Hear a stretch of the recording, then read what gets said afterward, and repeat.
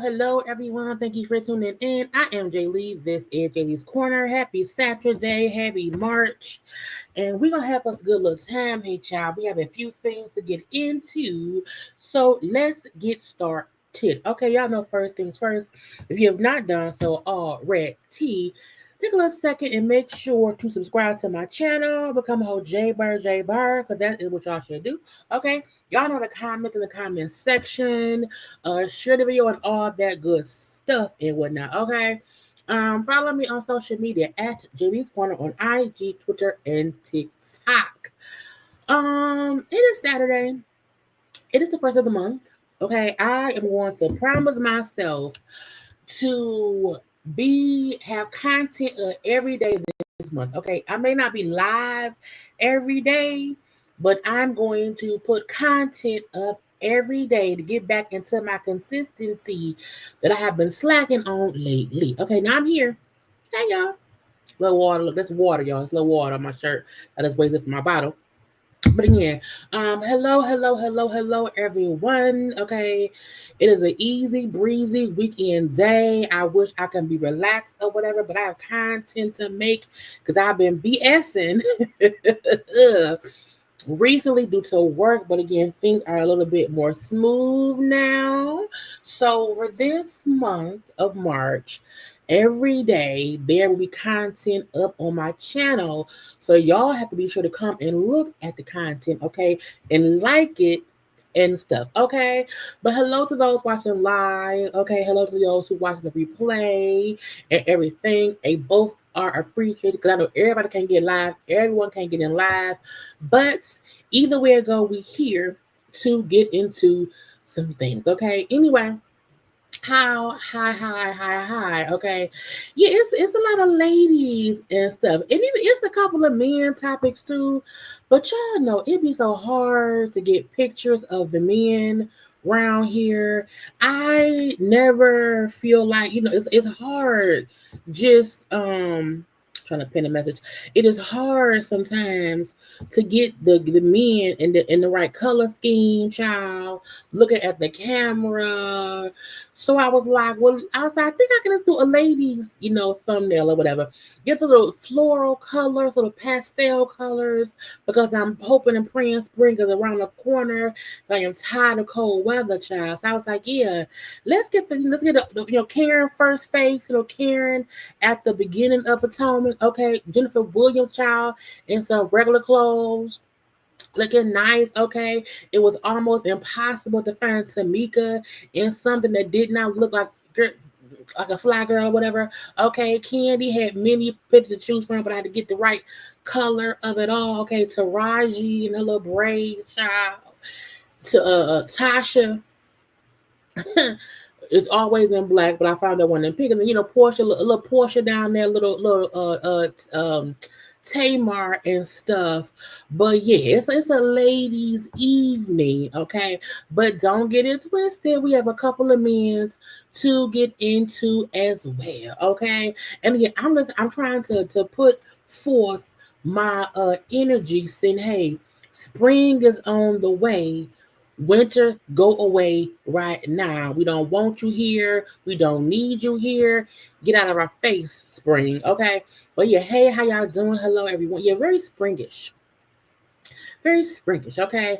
But to the JayBirds, we are here to have a time. Now, when I tell y'all, look, there was also the Essence had the Black Women in Hollywood event, and I was supposed to get the fashions together. Could not do it. Okay, so I will be live tomorrow. And tomorrow, when we have a more conversation, the fashion will be there. Because it was too many pictures. I was trying to find the right pictures. Then Angie Stone died, child, and then discombobulated. Okay, but y'all know to also look at the other content up on my channel. Okay, and stuff. Go look at the other things. Karen has been a topic to y'all all the time. Okay, when you go into prison, that happens. Okay, but anywhere I go, we are here today for these things and these people plus more. Okay, now again, I was saving a whole bunch of stuff, child. I mean, saving stuff here, saving stuff there, saving stuff everywhere.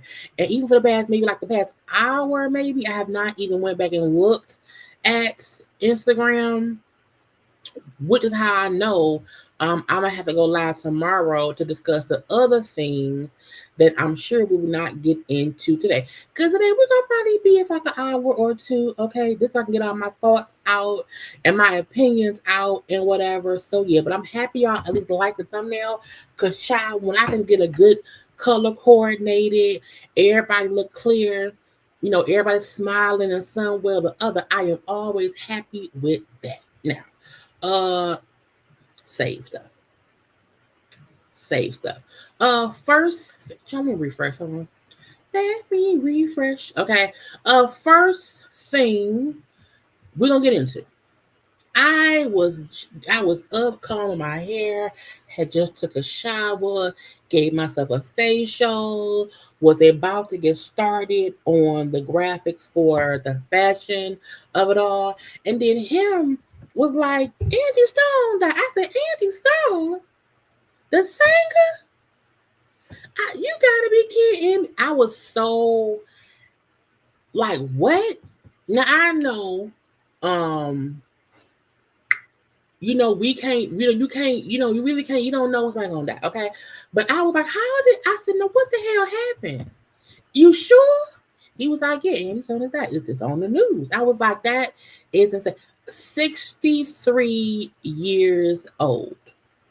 I can't sleep anymore. Waiting for you to walk to the door. I wish I did. You know what I'm saying?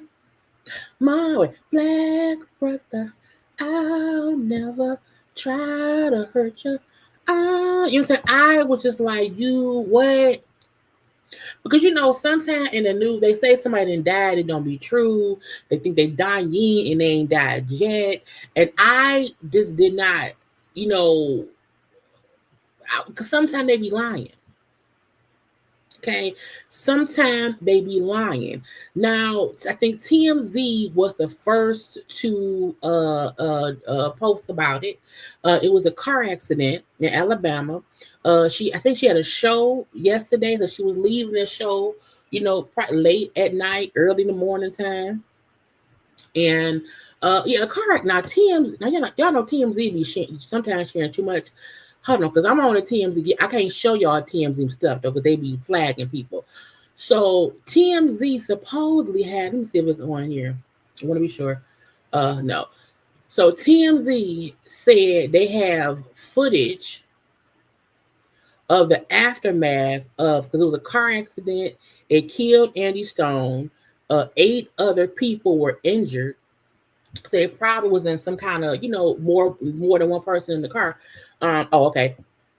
All it is a person. So, because I'm not gonna show it, but it's just somebody drove down the street. Probably you can see, drove down the street, and you see either a car or a minivan kind of flipped on the side and stuff. And either way, I was like, "Bitch, Angie Stone."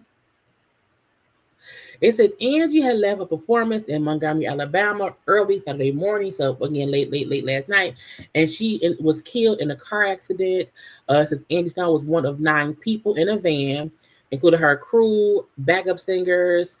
The van crashed on Interstate 65 in Montgomery County, and she was the only person who passed away in the accident. And I'm like, bitch, what? So even the what TMZ does all you can. It's just the car, the van flipped over. It looked like somebody just drove down the street, and what TMZ knows it. TMZ knows it. So like TMZ probably just drove down, and they got that you can see the van, on the side. Child, I'm just like, bitch, what?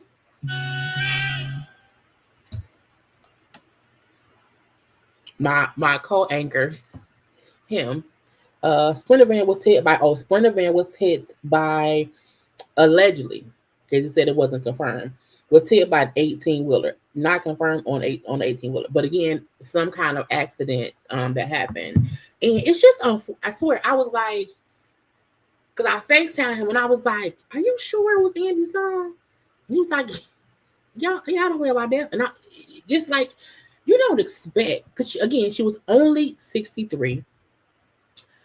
And for to be 8 other people in the Sprinter van, but she's the only one that died. It's just like, I don't know what to do with it. I don't know what to do with the information. And even if you are one of the other people who was involved in the accident, that you was also in the car, to even know that, one, you survived, but you now lost your friend, your coworker, your boss, or what? Just you lost someone. It's insane. Oh, she had just performed here. She was in Mobile, Alabama, at a Mardi Gras ball, and was on her way to the. Oh, really? Mm-hmm. And it just goes to show, you never know when it's someone's time. You can't count on tomorrow being today, okay, or yesterday being a day either. It's just, you never know. And her rep was the one who confirmed that Angie had passed away. She was the only person out of the 9 that passed away. It's just horrible. Now, we don't know the status of anybody else who was in the car accident. We don't even know who else was in there besides her. Her people with the band and background singers. That is insane, y'all. Now, y'all know that D'Angelo, her and D'Angelo have 2 children together. I think it's a boy and a girl. So, condolences to her 2 children. I think she just had 2 kids, if I'm not mistaken. But I just like, bitch, Angie Stone. That is crazy. She was a great singer. So this is unfortunate. This is very unfortunate. It's unfortunate that now, child, who fault was it? Come again, who the hell did it? Okay, who the hell did it? I'm just like, not because I swear, me and him always be like, what really did we try? I think we think of older people who could die of older age. Say, hey, wrap them up in bubble wrap, and I'm like, people are dying from other things besides old age nowadays or whatever. So I mean, yeah, go check on Anita Baker. Go check on Billy D. Williams, Morgan Freeman. Okay, Samuel Jackson because he's old too. Okay, go check on Blue Cantrell. I like her song. I was like Big Angie Stone. And again, because 63 is so young, you know what I'm saying? She could have been at least 40 more years.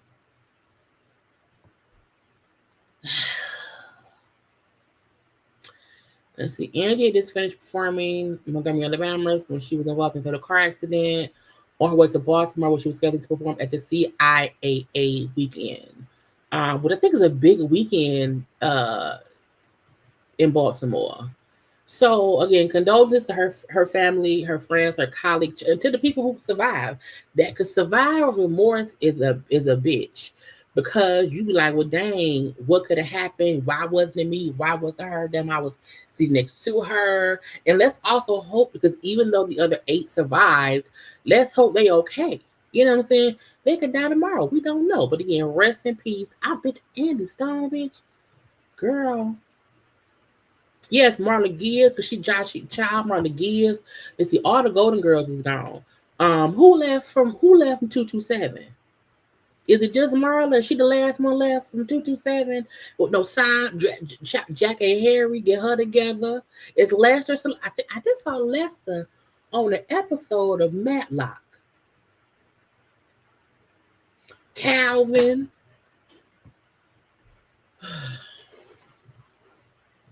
At the ball, she took a moment to talk about Reethley. Really? A Reethley deceased band member. She told us to make sure we love one another. Child, make sure. You know what I'm saying? And this is the thing with that. I know I was watching something. When we get to the Tamika Exscape shit. But I do feel like, a lot of folk try to put that out like, hey, make sure to fix things. You fix things with people when they can be fixed. And as long as you are at peace with how you are with someone, that's the end goal.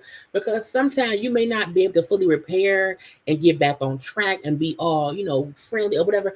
But as long as there is a understanding, there's some kind of resolve to it, that's all that matters. Okay. Yeah, he was on there, the black man. He was Lester was on there in that nursing home, child, and stuff. But I mean, look, let's wrap, because I hate it. Was like you like, oh, I forgot about so and so and so and so and so and so, and then so and so died. I'm like, well, damn.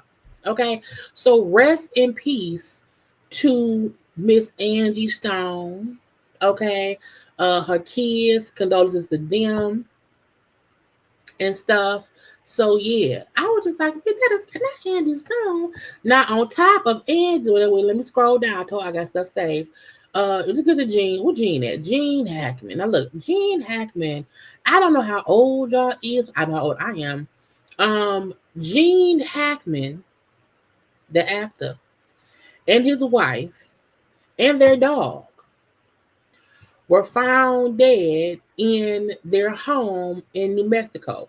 Now, when I first heard that, I was like, "They was all dead." I said, "Oh, even the dog." I said, "Well, if there's no foul play, if there's no assault to the body," to me, my first thought was carbon monoxide, because that's something that can take out people and animals. Okay. And originally, it was like older, because he was 95, she was 63. They had been married for 30 odd years. And, both found dead in the home. Okay, in the house. He was in the house. She was in the house. The dog was in the house. Okay. At first they were saying, no foul play is suspected, but then slowly it was like, well, the wife's body was like mummifying, and they would say, that can happen, based on, how hot it is in the house or whatever. The dog was like in a dog kennel. Gene was on the floor laying down as if he had fell. He was 95 again and stuff. So it got a little bit weird. Okay. Now, I thought I had another so yeah, right here. So when the police started giving information about stuff, it kept getting a little bit more weird, piece by piece. Not that they did, but like how y'all don't know what happened. Now, Gene, 95 years old, did not know he was that old. Did not know he was that old. So Gene, who was 95, has a pacemaker. Okay. And within the conversation from the police, they said, yeah, the pacemaker has stopped, reading like around the 17th. I was like, ain't no. If I'm an old person with a pain, I'm like, shouldn't it notify somebody if my heart stopped working? Like, shouldn't it be like a little trigger? So let's hear the police a little bit. Autopsy was performed. Initial findings noted no external trauma. So no external trauma, meaning what? No gunshot wounds, no stab wounds, no blunt force trauma to the head, no bruising to the body. That's how you can say, okay, if he on the floor and he bleeding from his head, who hit him on his head? Okay, so that was strange that there was no external, damages to the body. So it wasn't, they weren't murdered in a way of being beaten up or something. Either individual. The manner and cause of death has not been determined. The official results of the autopsy and toxicology reports are pending. Just today, I spoke to Dr. Jarrell, the pathologist from the New Mexico Office of the Medical Investigator. This was at 2:00 p.m. today. She advised that there were several tests that were submitted to be expedited. She revealed to me the following information. Both individuals tested negative for carbon monoxide. That's when I said, bitch, what? Once they said it was no carbon monoxide, but 2 adults and 1 dog died in the house, I was like, so what happened? It's so strange to not know what happened. Now, they mentioned how the wife was found somewhere, somewhere in the house, but it was like, pills spread around or whatever. But again, she was on the floor dead too. Gene died by the door somewhere dead as well. A door was like ajar. It's so weird. It's like, what happened? So I was like, did Gene walk in the house? Did he fall? Or did his heart give out, which made him, fall to the ground? Did the wife find him dead? And did she just like go insane and take some pills? And I don't know. I was just confused. An initial interrogation was conducted of Mr. Hackman's pacemaker. This revealed that his last event was recorded on February 17th, 2025. The 17th. So his heart stopped the 17th. That was found like a week later. I also felt like if the door was left open, if there was any carbon monoxide in the house, that will be gone. I don't know how long carbon monoxide stayed in your system. So I don't know if it means, well, because they died on the 17th, they wasn't found until the 28th or the 25th, or whatever day it was. Could it still be in it? No, it just doesn't make sense. They never found by the damn lawn people. I was advised that a more thorough investigation will be completed. An autopsy. It just is weird. Now, even though the 911 call, all you can really hear from the 911 call, was the maintenance people. Hey, we think there's two dead people in here. I didn't go in the house, but I can see through the window, and I can see, you know, people on the floor on the ground. We ain't went in there.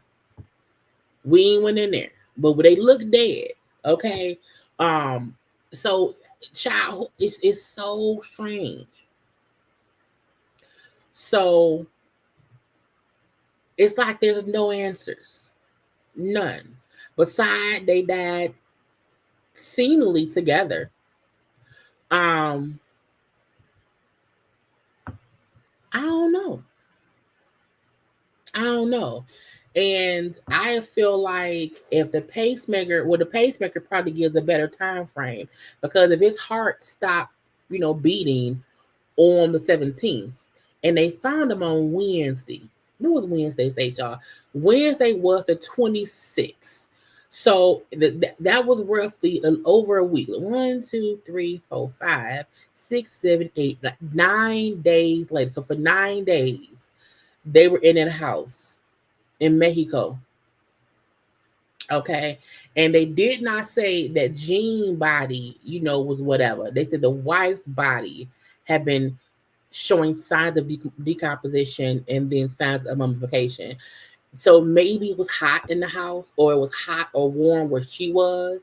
You know what I'm saying? So her body may be decomposed differently than his if he was in a different part of the house. But y'all, how the dog died? And then only one dog died. It was two other dogs round there that was alive somewhere else. And the dog was like locked up in the kennel. Now I know Gene has a couple of daughters. If I'm not, I seen a post showing the daughters like walking around, whatever. And I was like, y'all didn't call y'all daddy? I talk to my mama every single day. Most of the time, Mom, what you doing? Nothing. I ain't want nothing. You know what I'm saying?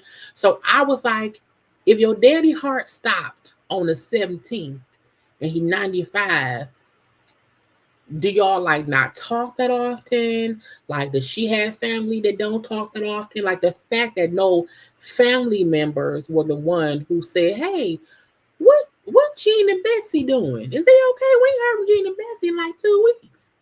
Y'all, somebody go look at Gene and Betsy." But the fact that it was the maintenance staff who found the bodies, who come to the lawn or whatever. You know what I'm saying? So I don't know. It's a murder mystery. Was it what? I think once they do the toxicology reports and they see what was in their system, then maybe we can kind of get more figured out. It was, if they would have said, the wife, it looked like she, took some pills and she died. You know what I'm saying? But it's the fact that no one knows how he died, how she died, how the dog died. It is found a mummified child. Check on your peoples. Okay, if you have older family members or whatever, at least once a week, check on them. Okay, call your mama, your daddy, your papa, just to be sure. Because you're like, damn, what the hell didn't happen? What the hell didn't happen? Anyway, may he, well, they child, him, her, and the dog, may all of them rest in peace. Who could the other two dogs? Child, I just, I remember one time I called my mom and she wasn't there. It was late at night too. I hadn't talked to her all day, and it was like 11 o'clock at night. And I'm like, Rock, you talk to mama? She's like, nah, not since early. I said, but she's not answering. Child got up and drove over there. But she was in her sleep. But I just feel like I need to talk to my person at least once a day, because you never know. You know what I'm saying? And it's like, I think sometimes you may feel bad if like the person been dead for days and days and days and no one knew. And no one knew. So we shall see what else comes from the investigation. Because I was like, child, Gene and them gone, and we didn't even know. Some dumb shit. Child, here in the Detroit of the Michigans, okay, or at least the surrounding cities. The thieves went and got $100,000, stole $100,000 worth of stuff at a dispensary. A little smash and grab, okay. It said the incident happened around 6:30 today, okay, at the Jazz Club on Telegraph and 6 Mile.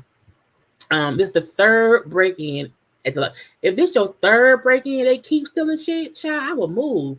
The owner, George, said 5 suspects forced their way inside, breaking through the metal garage door, then smashing the front entrance. Within 5 minutes, they had stolen around $100,000 for the product. Okay, first of all, the streets gonna be high. Okay, folk gonna be around here in the streets getting some weed, some gummies, and all that stuff for the low. Because 100 grand worth of stuff may be different on the streets of the world. Okay. Now, the dispensary is offering a 10K reward for info leading to the arrest and conviction of those responsible. Child, first of all, if this is the third time your store has been broken into, you need better security. This looks so well organized, meaning they probably have been in your store before and they know how things go. It is almost seems like it's done too well. Okay, or they may be professional things. I don't know, but 100 grand worth of dispensary stuff. It really do mean child. These streets is high right now. Okay, they got all the weeds, the gummies. Okay, the cake pops. I don't know. I don't do that stuff.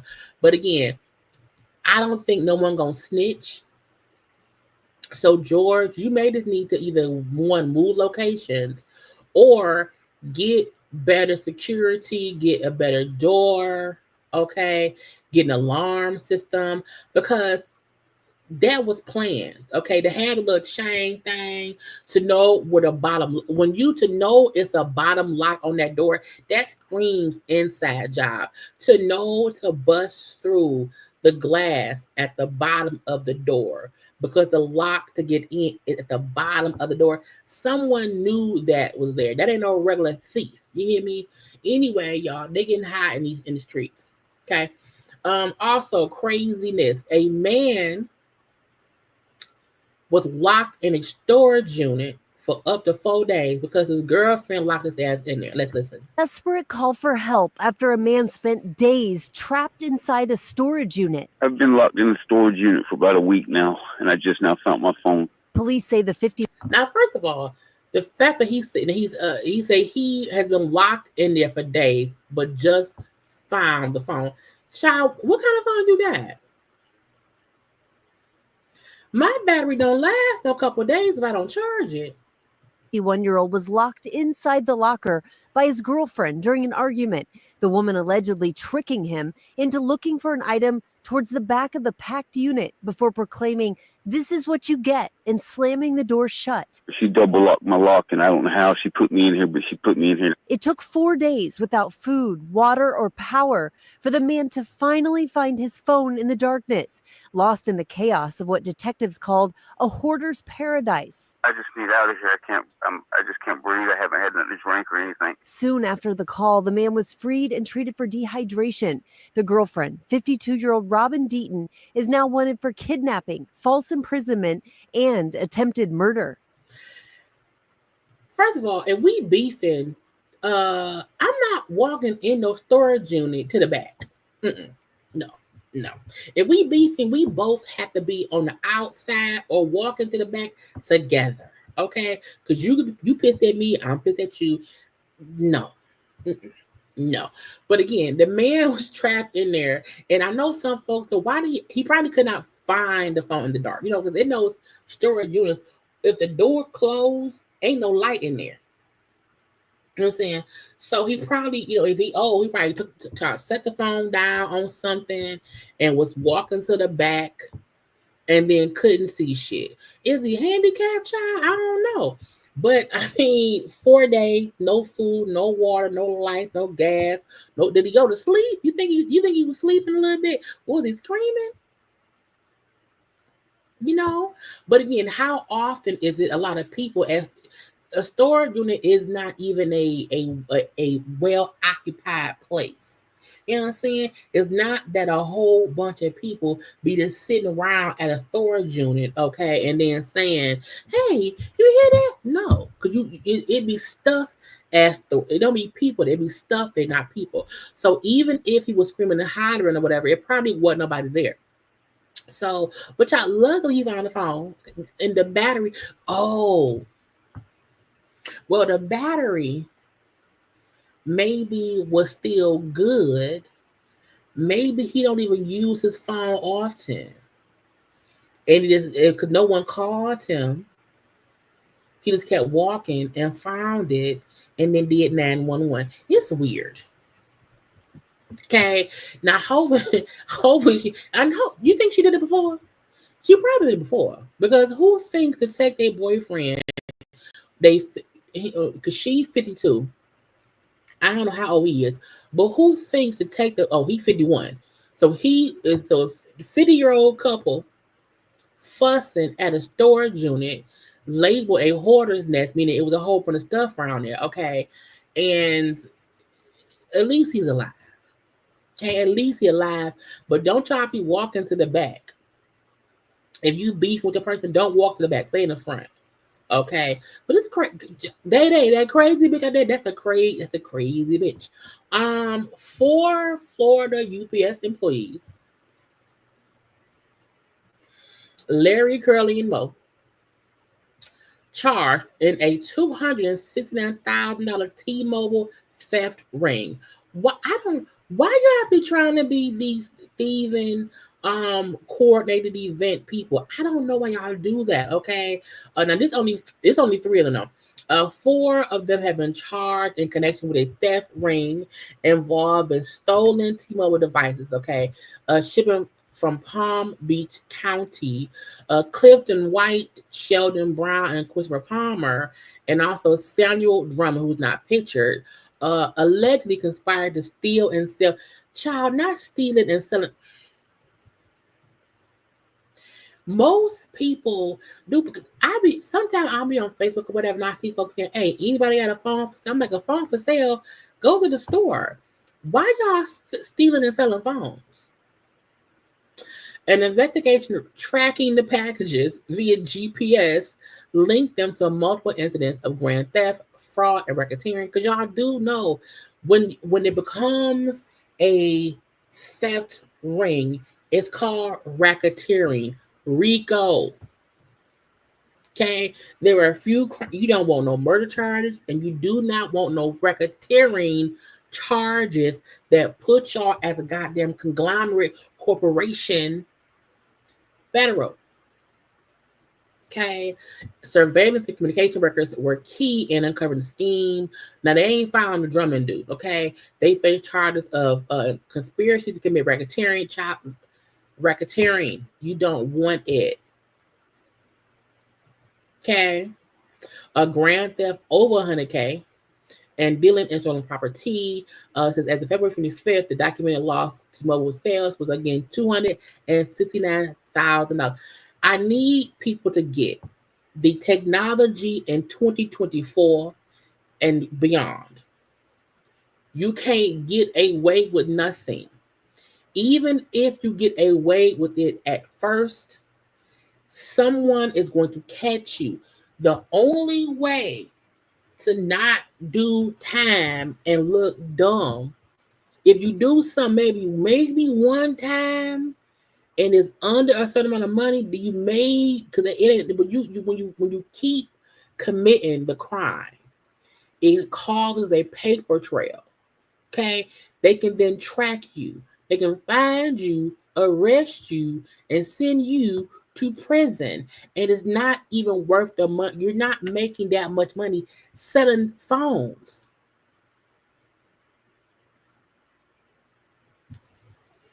At all. I have an iPhone 11 and an iPhone 13. I was going to upgrade to the 16 because I didn't even realize that my iPhone 11 was an 11 because it still works great. I feel like we are paying these exuberant fees for phones. Keep the phone you have until it don't work no more. Then upgrade. But y'all upgrade to your phone, people. Do not be going to Tom, Dick, and Harry. Okay, or what's these niggas' names? To Grifton, Sheldon, and Christopher to get you a phone. They just stole from T-Mobile to save $20. Don't do that, okay? Because then you what? You're buying stolen property. Then you're what? A part of a RICO case. And then everybody going to jail. I don't want a stolen nothing. The days of boosting deals on phones, that's all done. It's not even worth it at all. Okay? I need folk to find a new hustle. Scheming and scamming ain't gonna pay no fucking bills, y'all, and just stop it. Period. When I went on AT&T to upgrade my 11, and I was like, okay, I can 16, and you to pay it out right, it's $1,500 for the iPhone 16, or monthly you pay like $40 per month or whatever forever. I think it's like $40 per month for maybe 2 or 3 years or whatever. But I was like, but there's nothing wrong with my 11. There's nothing wrong with it. I can go live from my 11. I can text, record, call. There's nothing wrong with my 11. Until my 11 break and I cannot use it anymore, I'm like, why spend $1,500 on a phone for what? I can probably wait a year or two and get the damn 18. But I'm like, I'll just wait for my phone to break. But I'm like, these child, it ain't 200 and that ain't what they made. That's how much T-Mobile lost. They probably made maybe 50 grand. Maybe. Because you're not paying T-Mobile fees or iPhone fees on a scammer. You paying at least half, if not a third. You know what I'm saying? Because they got the shit for free. It's all profit for them. So they not even making enough money to change their lives. That's dumb. Yeah, I'll get an 18 when the 20 come out. Okay. I kept my phone. Yeah, you keep it until it stops working. The reason these phones are so expensive is so they last. If there's nothing wrong with it, now if you got an 8, maybe get an 8. But I'm like, if you have at least an 11 iPhone, because I have an iPhone, ain't no point in upgrading unless your phone is not working. Child, don't be dumb like Larry Curly and Mo. Don't do that. Okay, now they in jail for what? Some fucking phones, girl. Florida man arrested for allegedly sending nude photos and video of ex-girlfriend to her kids because she kicked him. I said, bitch, what? Lafayette Lee, 38, okay, allegedly sent nude pics of his ex-girlfriend to her children. Okay, the couple had been together for about 3.5 years before they broke up in December. 3 days later, he had stuff from her. Okay, it said the victim was getting out of the shower when her son told her he got some explicit texts. Okay, shocked, she recognized the images of her own. Okay, it was her. So stuff that she sent to her boyfriend at the time. Put them together. Okay, and so he sent naked pictures of his ex-girlfriend to her children. Even one kid who was 6. It says he sent about 5 nude photographs and a video of them engaging in sex to her kids, bitch.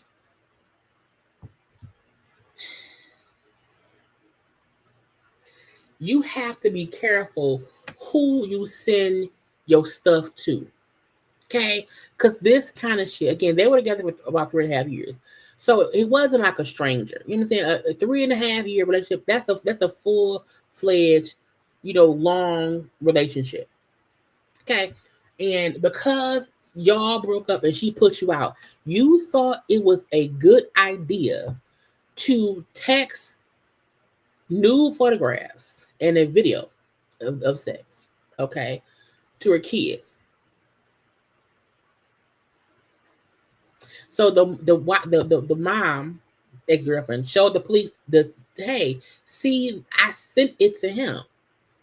He's the only one that had these exact same images and videos, whatever. He sent that shit to my damn kids, okay? So during a recorded phone call set up by investigators, she confronted them saying that was low as hell for sending these videos to my kids. And he shot back, that was low as hell what you did. So he's been charged with transmitting harmful material to kids, 2 counts of sexual cyber harassment. And so he's in jail on a $40,000 bond. First of all, he also should be put on the sex offenders list. Because sending that kind of stuff to kids is weird. Okay? So he should absolutely not be allowed around children. Because why would you send children stuff? Now, if he has, look, send shit to adults. Okay? If he has sent that to their friends, even if he has not, look, wrong is look, he should not have sent it to anybody. But had he sent it to adults to embarrass her, that still makes more sense than sending it to her children, including a 6-year-old kid. And the bond is only $40K. Probably because he didn't like physically harm her. It was all like, communication harassment or whatever. But still, what kind of, now first of all, he looked crazy because he's smiling too hard in this picture. How you happy to be arrested?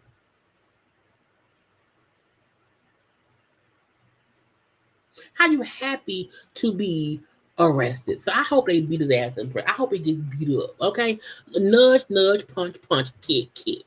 Because how would you do? But again, him sending that stuff to her children means, to me, he should absolutely be put on the SA, the sex offender registry, because you expose kids to sexual content.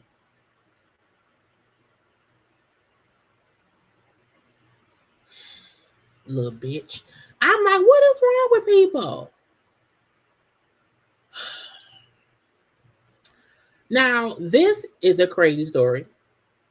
Now, I am not a part of the D9, okay? But I have family and friends who are. Now, when I heard this story, I was like, bitch, what?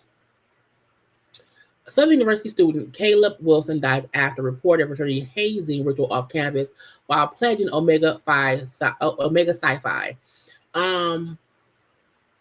Now, when I first, let me Google his name, because I feel like they still have not said what or how he died. It's still, to me, it's still like, what happened?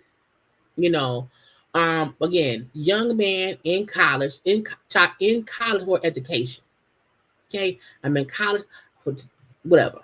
But the fact that he pledged, okay, I don't think anybody pledging should die from pledging. I don't understand, and I know there are parts of the D9 stuff that we're not privy to. I feel like unless you are trying to become a Marine, you're trained for combat, you are for a firefighter, there is nothing that should happen during pledge week that should physically harm anyone. Like, there should not be a jogging ritual. Bitch, why I gotta jog? I'm not a runner. Okay. There should be no, how long can you stand holding a bucket of water? For what? Bitch, I'm not no bucket holder. I don't feel like, I shouldn't have to walk over shit hot. There should be nothing physically damaging to any individual during pledge week, month, year, or whatever, maybe. Nothing should be physical related. There should be no how much you can eat, how much you can drink, how strong can you be. Bitch, I'm pledging something that's supposed to be about brotherhood, sisterhood, camaraderie, and that's it. So if the fact that, now, because we know back in the day, the hazing, the hell week, and all that stuff. It was bad. It probably was worse then because now they are looking into stuff. It's not as easy to get away with the hazing part of it. There should be no hazing at all. And even though this was allegedly, okay, an off-campus thing, y'all are at fault too, because y'all should know what each fraternity, y'all should know what their protocols are. Y'all should know what are y'all doing for pledges. Even if it's not known through the world, the school, the organization should know what is happening. Period. And any fraternity, sorority that still has hazing and any rituals that can cause someone to be physically hurt, harmed, or die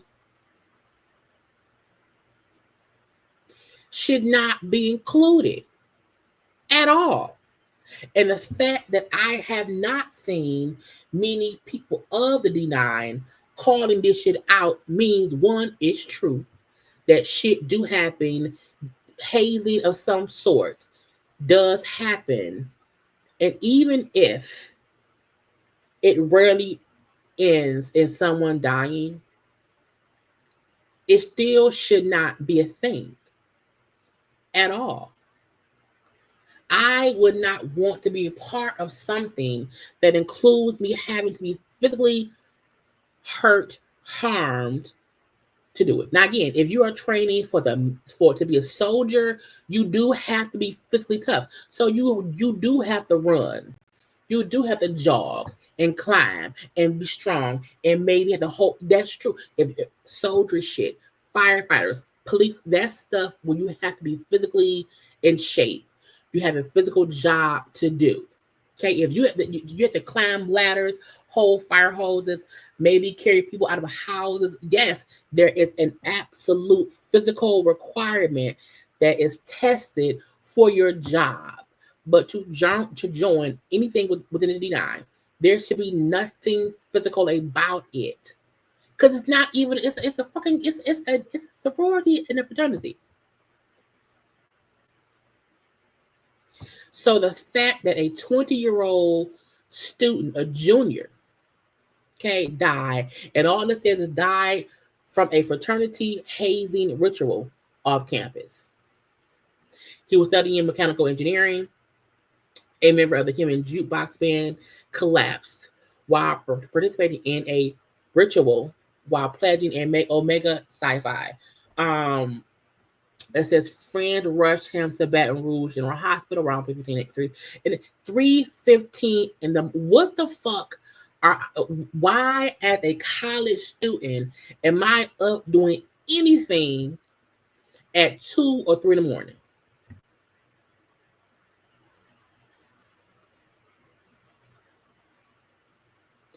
What does me getting? Why is anyone up? Because again, if they took the man to the boy to ER at 3:15 in the morning, that means after midnight they were doing shit. He arrived unresponsive and was pronounced dead. Okay, the group had been at North Sherwood Forest Community Park prior to being brought to the hospital. So in the middle of the night at a damn park.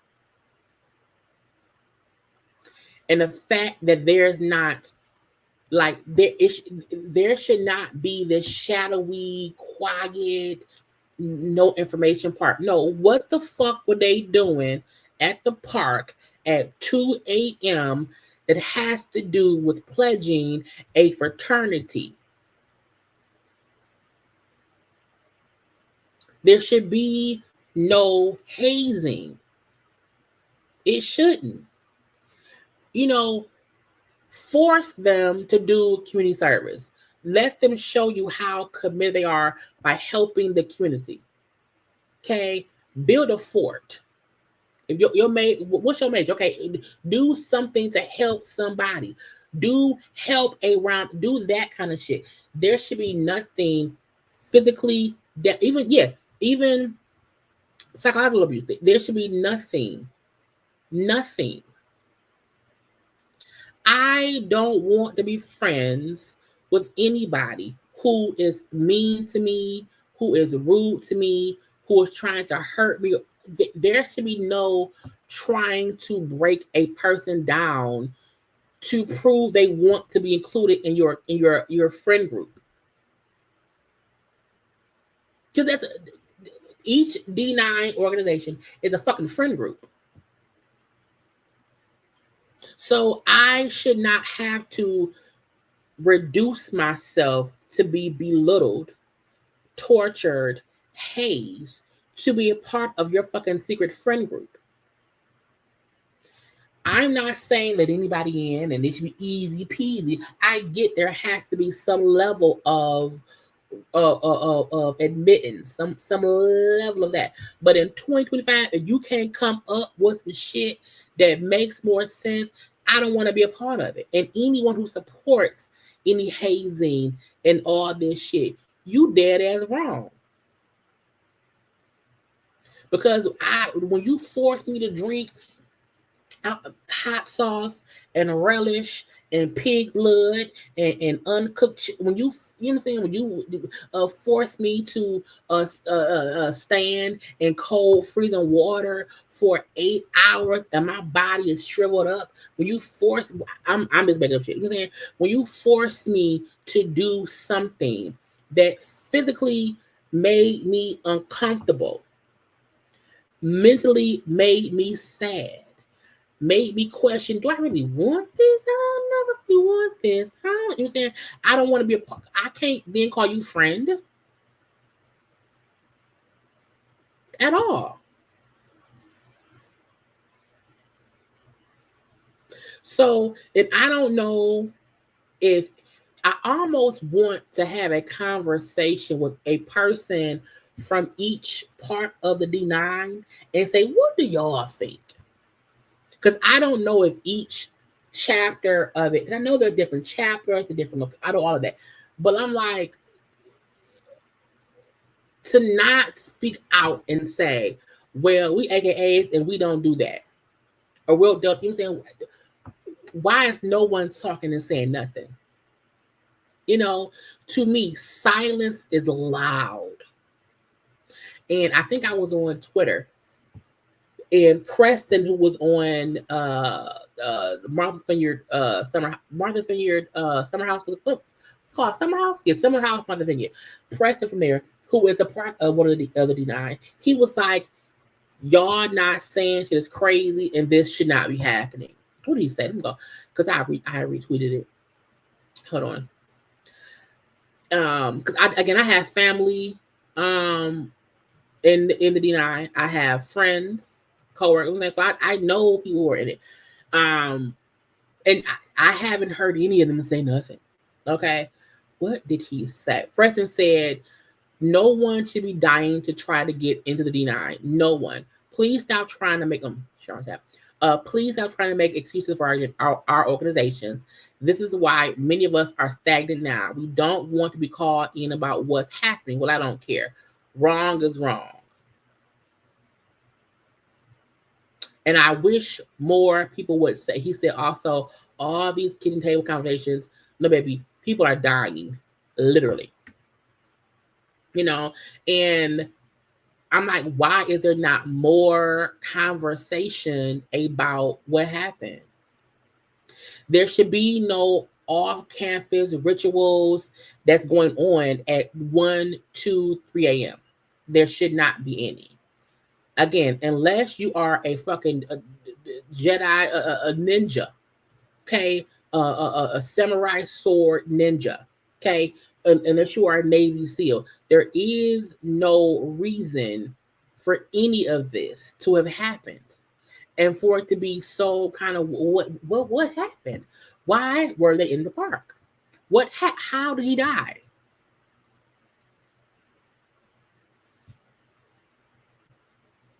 So it's insane to me that any of this is happening in 2025. Okay. Condolences to that man's family. Because I'm like, bitch, first of all, I now own the college. Because y'all allow a fraternity to have off-campus late at night events. There should be some sort of rules, regulations. And if this was against the rules, shut the pledging down. Shut the fraternity down.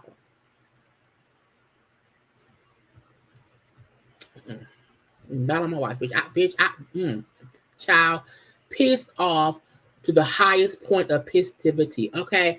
Well, first of all, y'all, it's been about an hour. So y'all take a little minute, you know what I'm saying, and like the video, please.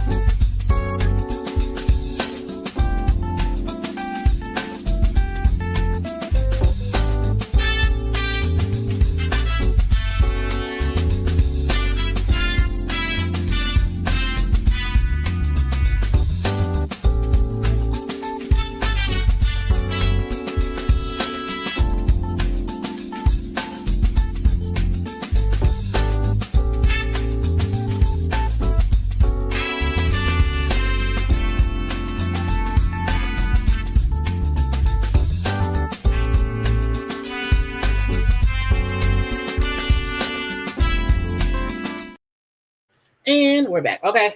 Oh, Lord, I gotta make some ice. Anyway, y'all, I hope y'all took a time to like the video. Okay. I want to get into Taraji. So I told y'all before there was a Essence Women in Hollywood event that, again, we'll do the fashion of it all tomorrow. Live tomorrow. But Taraji was leaving the event. Okay, and I want to pull up I have the video because I want to be able to pause it on my own. Taraji was leaving the event, okay, walking to her car. And I feel like people don't read body language. People don't pay attention to, you know what, I don't really feel like being bothered, and you bothering me, okay? Now, this man, superhero. Oh, okay. Hey, Taraji. Kind of, I saw him standing outside, okay? And they also said the same man has tried this with Vivica Fox before, okay? But when we is walking and minding our business, leave us alone. Amazing.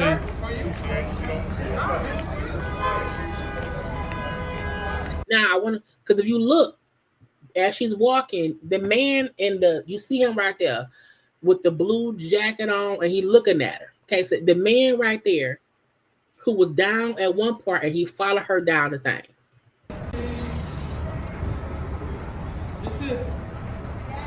It's Israel. How is your day going?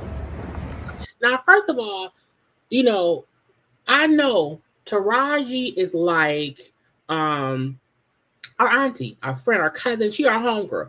Taraji P. Henson is our homegirl. Okay, full-fledged homegirlness. Okay, yeah, we're gonna look. The looks from this event was amazing, and I did not want to rush pictures. So again, we'll have a full-fledged look of everyone's look from this event, including Taraji's, tomorrow on my live, which tomorrow live will be either at 4 or 5 p.m. So come on back for that. Okay. But again, I know we feel like she our homegirl, but she don't know us. You know what I'm saying? And when you call someone name and they keep doing what they're doing, it really means they not really trying to engage with you. Okay. And we have to learn to read people's, body language. He ain't reading and he ain't care. You're zazzling. You're very zazzling. My homeboy got a book for a black superhero woman. I can't take that. Because you at least let me comes take out a picture. and then maybe I Now, when she was walking down the street, another guy was like, hey, I got this book. She's like, I can't take it because as an actress, as a celebrity, people will try to say, oh, I gave Taraji my work. See, that day I gave her my work, and then she was in a movie that looks like my work. See, and they'll try to sue the person. So try like, no, I don't take anyone's script. I don't do any of that. Okay, and she was on him. No, like I said, I can't take it. Even how she's a petite woman. Okay, even how, and she's in heels. Okay, even how I feel like he's blocking her way because you see this is like the cars being pulled up or whatever. Like, sir, move. Okay, can I at least get a picture? And I'm like, sir, she don't even bother. You're bothering me. Okay, I can't take no book or whatever. Can't do none of that. Leave me be. Okay, don't ask for no picture. When you stand in someone's personal space, asking for things, we sometimes feel like we can't say no because you're too close. And what if you hit me, grab me, touch me? I feel like, sir, back up. Leave her be. Hold on, y'all. Paradise. Hey, Deej. Hi. Hi. What you doing? I'm about to eat some food. I was going to ask you. Mm-hmm. This is what you wanted me to watch? Yeah. Yeah. Where's your mom at? On her way home. She'll be at home in like 2 seconds. Is she gonna watch it with you? I'm gonna go. Did you eat that? On the live? Oh, I feel like you're on my bad. Mm-hmm. You wanna say hi to the people? Hey, everybody. They probably can't hear you, but yeah. Well, How you feeling today? doing good. I played basketball, just got food. Okay. Mm-hmm. Watch the show. Oh, that looks good. Mm-hmm. Watch the show and then text me when you're watching it, and then I'll call you when I'm off of my live. All right, I'm watching it right now. I'm going to watch it right now. Oh, you'll like it, and then tell me how you like it, okay? All right. All right, I love you. Bye. Bye. Y'all know life start with the DJ. Okay, so back to Taraji. But again, when people block your space and they want to ask things, but like, can I say no? He's in my space. He's in my face. Okay, it's team too much. Team too much. He's watching Paradise. He's watching Paradise. What I was saying. Thank you for being honest. I have to. Which one's yours? She said she can't be in contact with your food. Here, I didn't say that. give me this. Then she like, I didn't say that. That ain't what I said at all. But again, I just feel like he is invading her space. Him not moving out the way because you came and stood in front of where she was. Clearly, people are coming down there to have their car brought to them. It's like by like valet or whatever, and get out her way. Take that picture, bro. Come here. You see I'm with a queen. Do something. And you would just her whole stance, her whole body language is like stoic. I'm just gonna stand here and hopefully he moves. Like she isn't engaging him. She's not trying to have this conversation. And even him, like, hey, nigga, take this picture. It's like, no, what are you doing? Now, I am happy that somebody else was recording this whole thing in case. Okay. Miss Henson, you know we good. It's better. I'ma smile real fast, cool. Snap the picture and leave me alone. This way because the light is coming this way, so it's face. Miss Henson. There you go. She looks uncomfortable because one, I don't know you. I don't know the folk holding the camera. I don't know anyone. Now, again, this was the essence of Black women, and there was tons and tons of men, women, everyone was there. So this is the end of her just trying to get to her car. And I don't like I think she needs security now, okay, all the time. Anytime she's at a public event, security at least from to and from, because you never know who around being crazy. 3, 2, 1. Thank you. Let me see 3, your 2, book 1. and stuff. All right. She said she can't touch it. And again, we smile sometimes just because it's our mechanism to make ourselves feel better. But you can tell and not that he is a crazy stalker. Well, not that. But again, sir, she don't know you. And to me, she is saying that with all of her body language. And you still in her space. You're still in her space as if it's cool, and it isn't. I feel that. Because it's Since the money. It ain't OG. I am represented. Did you If get that were picture? interested Yeah, I in got playing it. a role Is like it good? Let me If see. you get it to my people, One that's more, all. one Then, hey, is it a good picture? Or let me see if it's a good. Nigga, it don't matter. It don't matter. Again, taking liberty to kind of hold me hostage in this moment for more. That's why some celebrities say no to pictures. Like when Anthony Mackie told y'all, when anyone asks me for pictures, I say no. Because you can have, he's a grown ass man. Okay, so because you can have these kind of situations. The way Tell I me can who do is that. your people. I'm Are you guys with, ready? All right. 3, 2, 1. Rondé Garrett. 3, 2, 1. All right. Perfect. Thank you. And she like, I don't want to be forced to be around here with this man in my space. He's right here on my shoulder, hand near my back. Tupac. Thank you. Tupac. He's Tupac. Even her saying, okay, go ahead on. Like, I don't like it. My queen. Yeah. I'm your bodyguard until now. What you need me to do? Nothing, babe. I'll drop all these niggas. Even I'm your security guard. Ain't nobody ask you that. Okay? Ain't nobody ask you none of that. Okay? Not a lick. And it aggravates me that she even had to stand there and play nice just to not be possibly assaulted, harassed even more.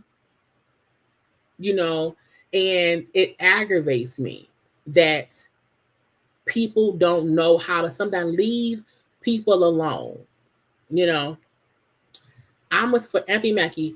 I feel like Anthony has always said, if I'm at a Marvel event, if I'm at an event where I'm there to be actor Anthony Mackie, he takes pictures.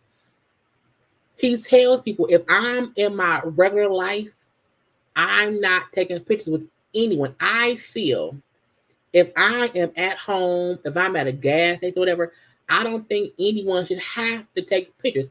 He's never said no at Marvel events or at events where he's doing work like he's supposed to, whatever. His point is, if I'm at home or if I'm off the job, I don't have to take, like when I'm at home, I'm not taking no phone call from a case manager for work. Child, why am I getting calls? Hello?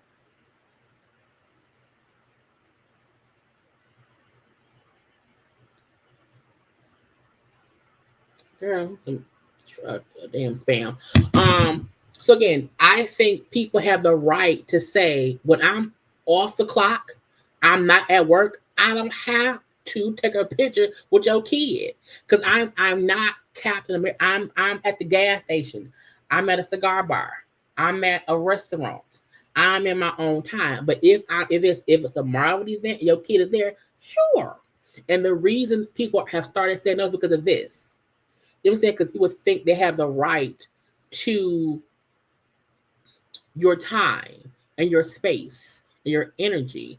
And then when you're saying no, because again, Taraji was walking because behind Taraji, Danielle Pinnock, the dress behind her is Danielle Pinnock, who plays Roberta on the TV show Ghost. So there were celebrities there. You know what I'm saying? And she was walking like minding the business. Only black superhero. Oh, okay. Hey, Taraji. Looking amazing. Even the camera person who recorded her, it's not in her space. He's recording, whatever. But again, he let her go about her way. And dude came from wherever else to get in her head, in her space. So I don't like that. You know what I'm saying? Even again, celebrities Israel. around. How is your day going? You're zazzling. You're very You know what I'm saying? zazzling. So she's showing him, I ain't trying to be black. Why you in front of me? And now I'm by myself. Ain't nobody else around here. My car not here. Okay, everyone else is recording this. Okay, yeah, cool. Mm-hmm. And he's taking the liberty. She's a grown woman by herself, surrounded by grown ass men.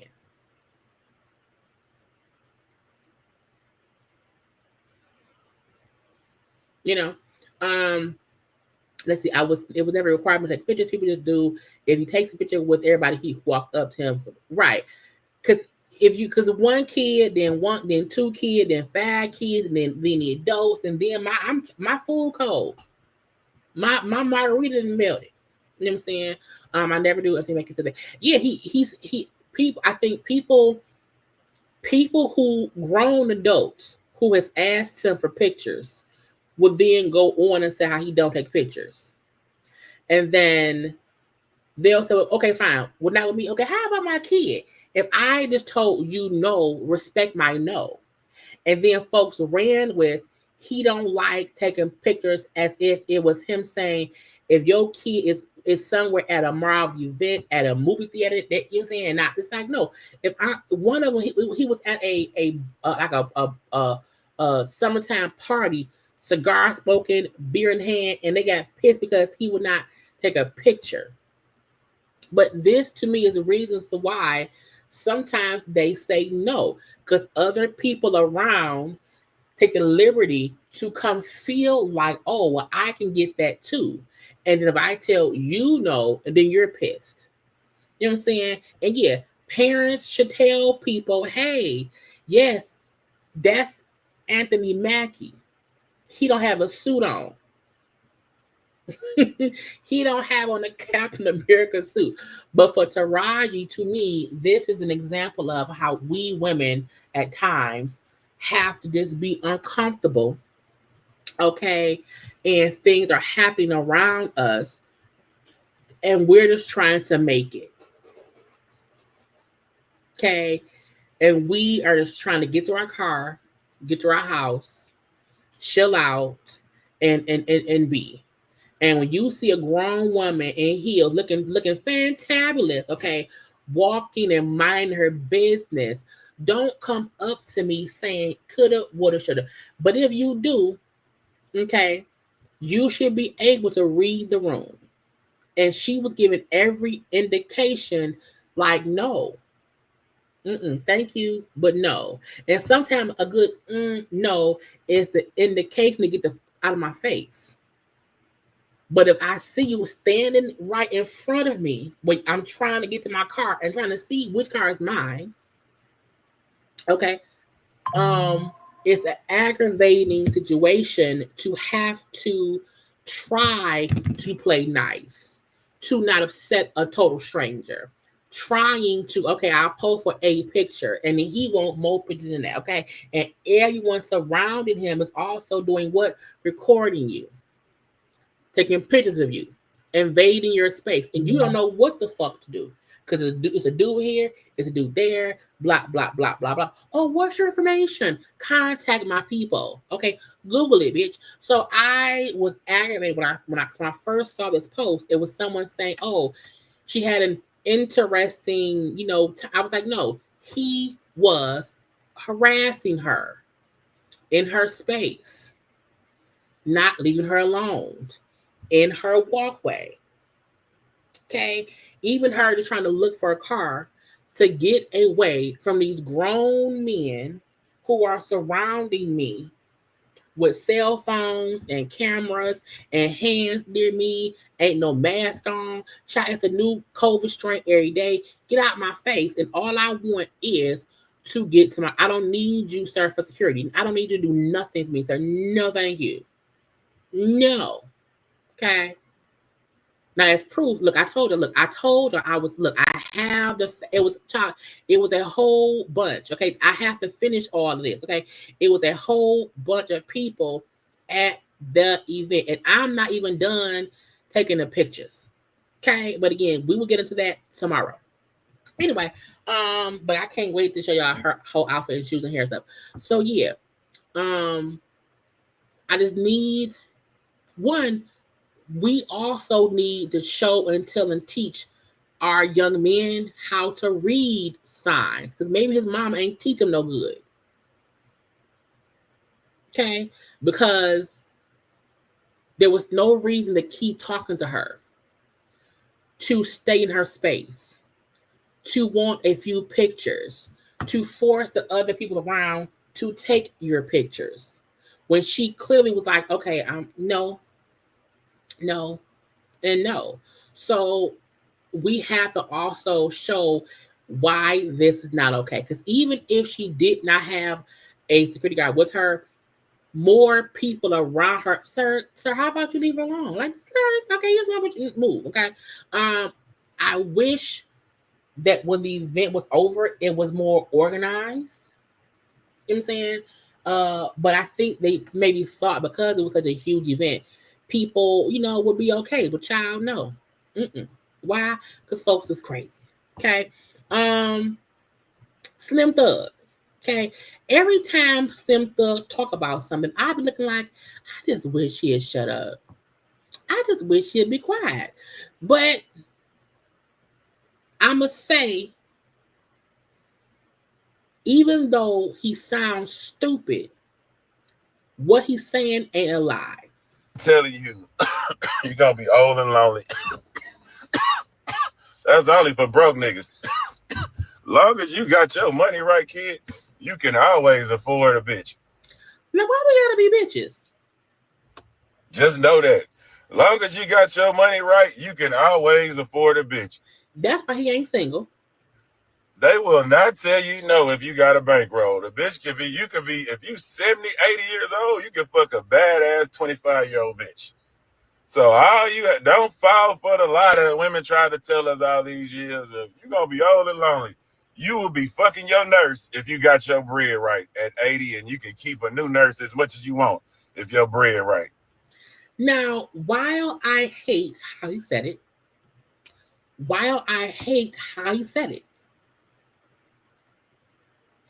I feel like what he said wasn't not true. Anybody, not this man, anybody with money can pay for pussy or dick. Okay? Anybody with money can afford to pay for attention and this and that and that and this. That's not abnormal. Most people who say to other people, you be old and lonely, is not really for rich, wealthy people, because we know they will just pay people to be around. Most folks who say that are saying that to regular working people who won't be able to afford people later.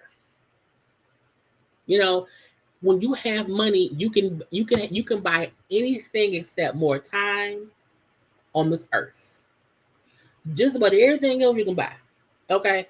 So I feel like, he said something that was like common sense knowledge. He said it in an extremely misogynistic, rude way, because why we have to be bitches, okay? Women can pay for men the same as men can pay for women. Okay? Period. So I feel like Slim Thug be looking for attention. Okay? And so, sir, shut up. The reason he has someone is because he's Slim Thug. He's a rapper who has a couple dollars. Okay? However, he seems to be a completely asshole of a person. in general. You know, so I feel like, sir, shut up. Tory Lanez. I don't know why he's able to do so much press from prison. I'm not gonna play what was said because I don't want to get flagged if the podcast folks is saying whatever. But the fact that Tory Lanez in 2025 is still around here trying to play innocence is stupid to me because, sir, you had a whole trial to speak up for yourself and defend yourself. You chose to go to trial in that goddamn toupee and nice suits and not speak up for yourself. Okay? So it's like, sir, go away. Sir, get out my face. Sir, shut up. If you can't come out and say, hey, I'm innocent because so-and-so did it, I don't care to hear it. I don't care if you say, oh, the gun they had, my DNA wasn't on it. I don't care. Because why did you not go on the stand and defend yourself in your trial? When people don't defend themselves in the trial, I don't care what they say from prison on a podcast. Don't care at all. Because you had, I told y'all, if me and my friend and a driver and a dude is in the car and someone gets shot, and it means I could go to jail. I ain't going to jail.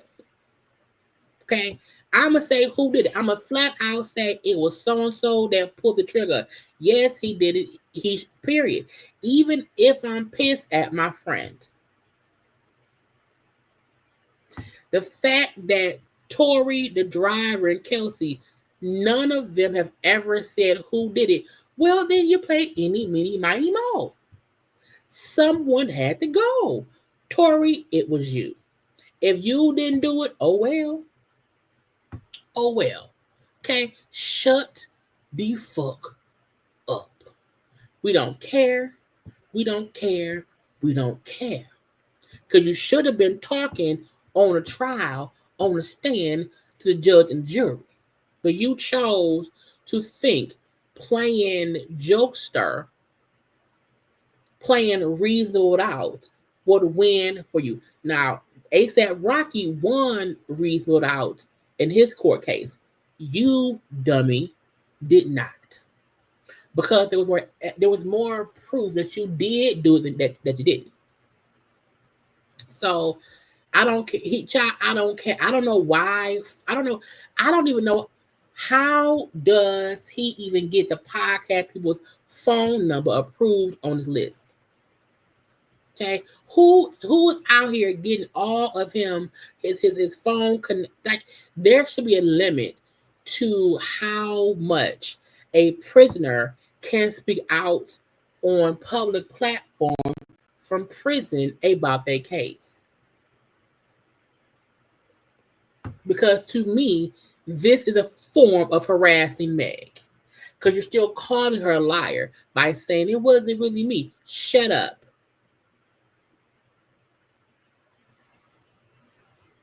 Sit your ass down and do your time. Okay? Do your time. Leave us be, bitch. I can't. He irks all my nerves, child. Drake reaches an amicable settlement with iHeartMedia at the final position over Kendrick Tamar, Not Like Us. Okay? He claimed they were paid to boost the song. Now, Charmaine, but y'all remember Charmaine from Black Ink Crew? I think she lives in California now.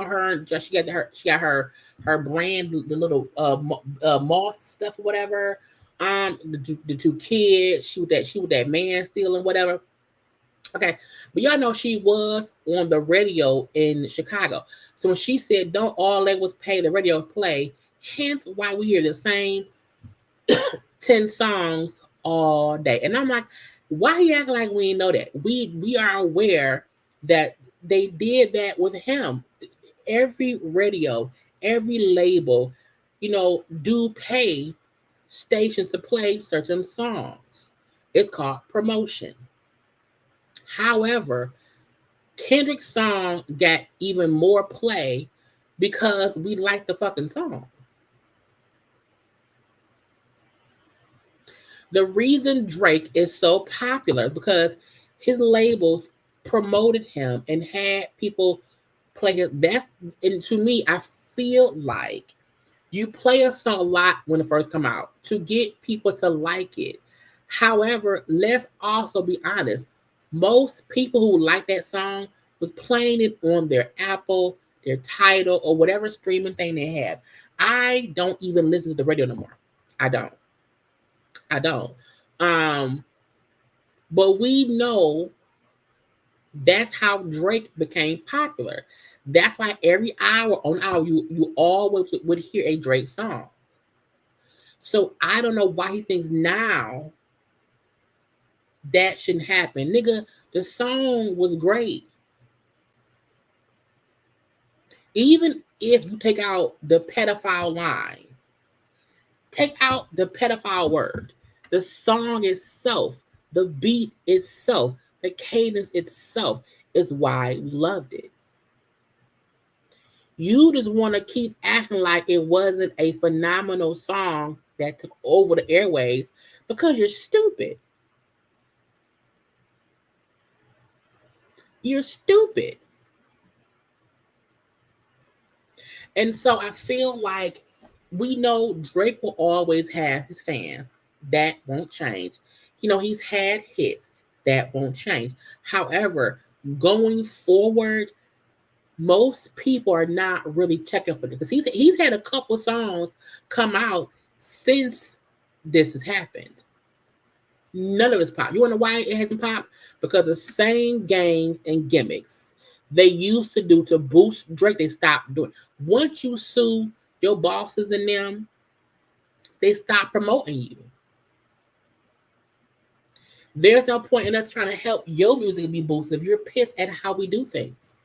You sunk your own battleship to win a race that you did not have to lose in. So, you know, have fun touring, have fun with your fans. But there is a level in the hip hop community that you will never be able to touch and be granted access to again. There's a level to the Black community that you have lost your Black card, okay? The half Black card you got from your daddy, you have lost it.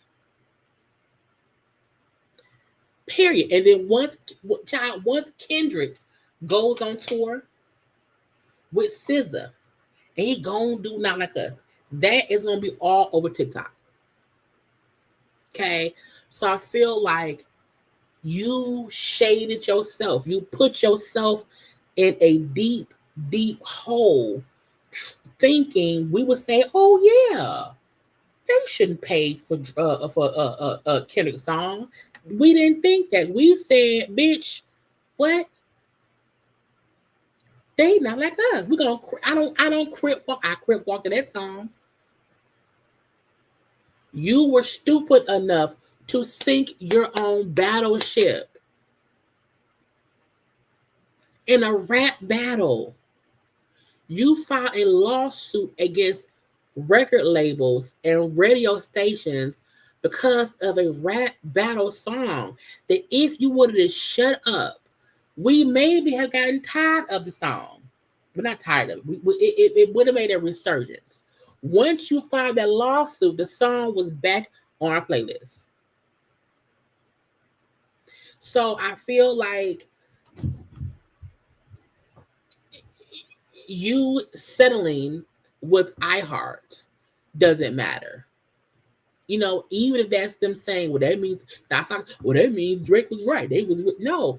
Every radio station gets paid in some kind of way to promote certain songs. Period. If you talk to most hometown artists, they'll say, I have to pay, get my song played once. I can't afford the cost to have my song be in rotation. You want to know why? Because labels have more money. Drake knew that. The reason Drake was able to sue was because he knew exactly what the label did. Why? Because they did it for him. That's it. That's all.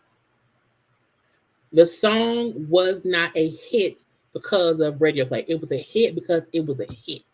Because of the culture. Because of us. Because you not like us, nigga. You proved the song to be right. You proved the song to be right. You don't get how we do things. You don't get it at all. Even if a radio station played the song 10 times, if we don't then pull it up on our streaming thing, okay, it don't make no moves. You thought your Caucasian ways would help you in this, and it failed you miserably. So I hope you like it. I do. And again, that don't mean that he's canceled. It doesn't mean he can't make more music or whatever. It doesn't mean, oh, Drake. No, Drake is still Drake. He just a bitch now. It's probably a minor. Okay, you not like us. So this isn't even a win. Because it wasn't surprising. It wasn't surprising. I still had a song on my playlist, on my phone, on my title. Period. I still put it as a song I use on Instagram. Mm-hmm. So raise your eyebrow all you want. Okay. Let's go drink that. Let's go. Is it a drink or is it a champagne? Is it champagne somebody? Child, champagne Pappy. Okay. So again, he has 143 million followers. He has Regine and Wayne as his profile picture. Okay, Drake really wants us to feel bad for him, and I just don't. So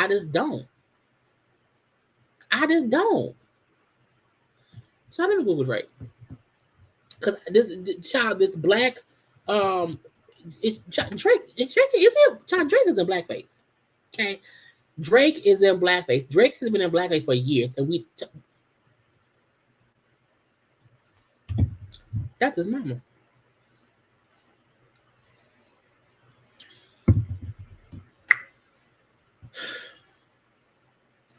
That's y'all person. That's what.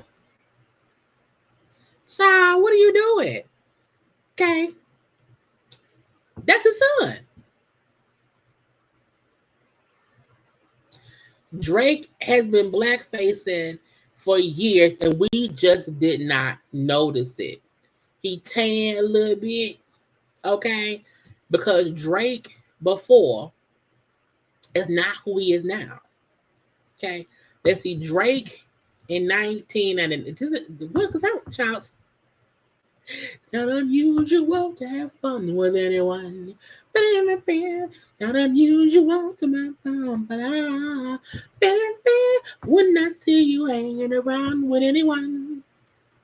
Not unusual to see me cry. I wanna die. Okay, what is we doing here? Okay, Drake came around here in blackface, and we just didn't really. And I know he's mixed. I know his father. You know what I'm saying? It's all jokes. My point is, I need young Drake. Child, the rapper. Drake the rapper. Why can't I type? Okay. I just feel like we can't look at this Drake. Okay.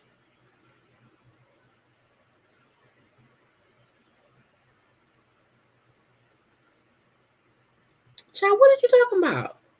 Look, y'all. Now look now. If y'all can't take my jokes, y'all know where to go. If y'all can't take my jokes, y'all know where to go. The fuck out of here. Okay. Because I'm like, wait, what? You know, you're not black enough? Who said that? My point is, if you gonna be a part of the culture, if you want to be a part of the culture, okay, that means when you have a rap beef with a fellow rapper, You don't sue the rapper.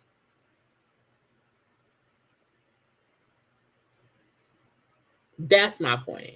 You can't want to be a part of our culture, and when you lose a rap battle, oh my God, lawsuit. I'm gonna sue. You change how you did things that worked for you,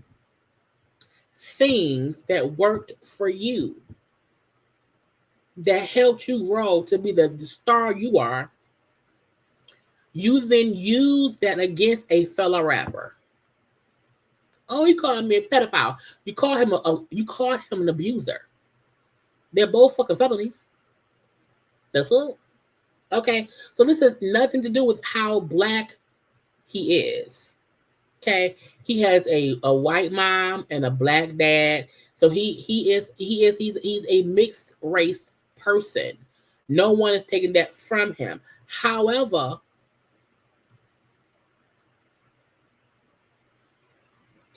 when you change your rap style, your flow, your voice, how you talk every couple of years to blend in, you then get into a rap battle with a fellow lyricist who wins. And then you say, I'm going to sue. Lawsuit. Lawyer. Mom, help me. Mom, help me.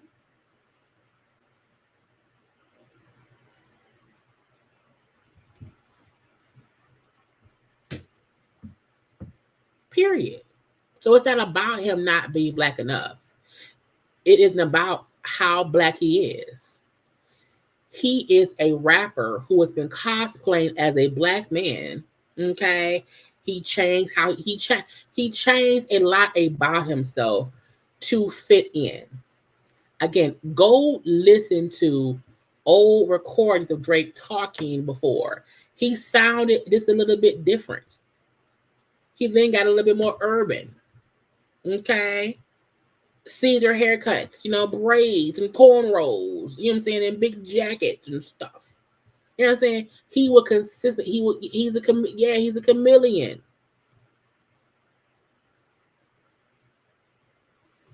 So when you file a lawsuit against another rapper doing a rap beef, that ain't gangster loving.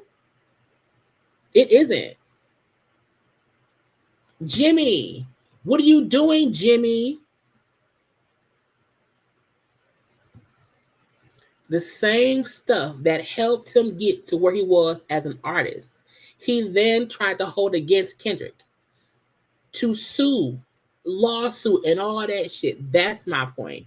You can't want to be part of the cult. You can't with Young Money. You can't want to be Young Money and then be pissed at someone who won the rap battle, and now you're upset, and now you want to cry to the lawyers. That's my point. It has nothing to do with how much black is in him. If he was all black, I would say, what the fuck is wrong with you? But the fact that because he was raised by a white woman, he feels differently about losing. It's unfair. Oh my God. Oh my mom, what should I do? Sue him, baby. Yeah, lawsuit, child. Okay, he did a lawsuit. Drake grew a beard, got a Caesar haircut, okay, low on the sides, okay, deeper voice, okay, and stuff. And then he became, Drizzy Drake. Now he's in cornrows. I don't make the rules. I just discuss the situations. Okay, I just discuss this. And let me connect to the black rapper ladies. Let me, let me sexy red it on up. Because I'm a part of the community. Yes, I'm gangster. Look at my friends. Look at me in my jogging pants and my Ugg boots. Yes, I'm around all of the black hood guys around here. How dare you question my gangster? Okay, that's what I'm saying. So you're either a part of the culture who would not sue over a fucking rap battle. What the fuck you mean? What are you doing? What are you doing? So sometimes it's about paying attention to a person's antics over the years because you like, oh, let's look into it. Let's see, Jimmy. That's all I'm saying. So again, this has nothing to do with how black he is. Let me put barrettes in my hair.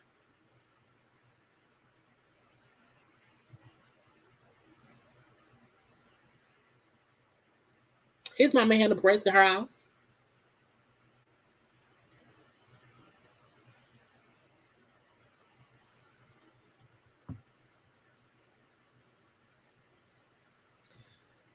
My issue with that man is the fact that he chose to sue. He chose a lawsuit in a rap battle with his grills and his curly, hair, because I think he's also part Jewish. That's my issue. Let's address that part of it. Again, we know that he has his daddy is a black man. We know that.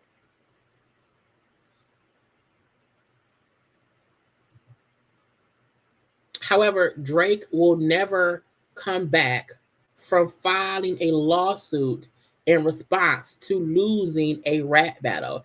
And your complaint being, he called me a pedophile. You called that man an abuser. You said that man ain't the daddy to you said his kids ain't his kids, and they really his best friend's kids. So you can't throw a match at my house and be pissed if I throw a damn bomb at yours. If I burned your house down for a reason. Because you play too fucking much. And so I won. And when I won and you lost, and we were all around here laughing, saying probably a minor thing, saying you got pissed and said, lawsuits. I am suing lawsuit. Back down memory lane. Okay, that's all I'm saying. That's all I'm saying. Go back and listen to Drake talk in the beginning of his career. He sound different. Anyway, child, y'all had me go off. And I don't have a problem with Drake. I really don't. But again, child, as the thing said, he won the lawsuit, child. He won the lawsuit against the people, and stuff. He won the lawsuit. Oh my God, he won, the lawsuit. Oh, was this one? I forgot. I couldn't find it. Okay, but yeah, I was going off. This is a long line, y'all. I got so much left to go. Is y'all tired? Look, y'all take a little 30-second thing, y'all. Look 30 seconds. What I want to do? Let's do the Notorious now. Y'all like the video.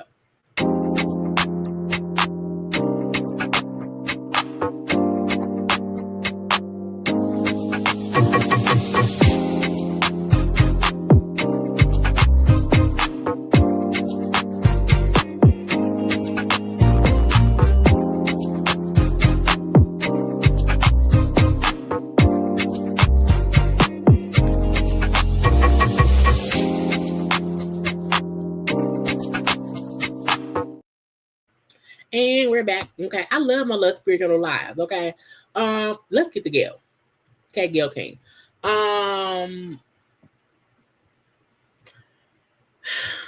Gail and Katy Perry will travel to space on an all-woman mission. Now, why is Gail King and Katy Perry, what they gonna do in space? Like, is Carrie gonna try to sing in space? Is Gail gonna interview some aliens up in space? Like, what's gonna happen up in space? Can someone let me know why they going up there? Okay. That's weird to me. This is Blue Origin's first all-women mission. Okay. They said they'll be joined by an elite squad of powerhouse women, including former NASA rocket scientist Asia Bo, civil rights activist Amanda Nugent, film producer Carrie Ann Flynn, the mastermind behind bringing this 6-woman crew together. None other than Jeff Bezos' fiance, Lauren Schwartz, who's making serious moves in the aerospace world.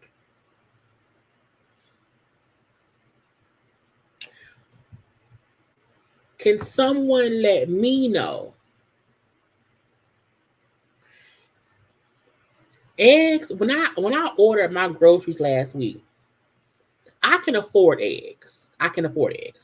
However, I said, I may not cook eggs before they expire. So let me not waste. Because I have bought eggs and they was in my fridge, I just didn't eat them. And I was like, let me not spend, $10.94 on eggs if I'm not going to eat them right now. I'll get them next time. So I just wonder. Y'all could fund everybody in America to get some eggs instead. God damn it.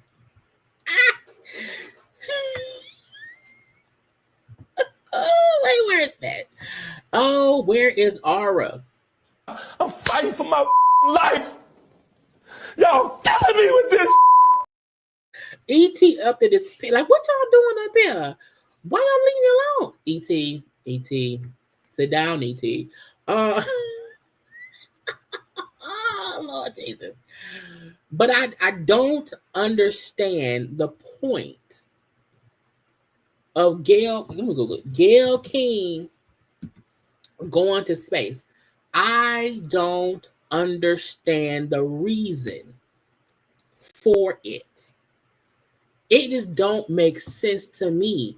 None of them people can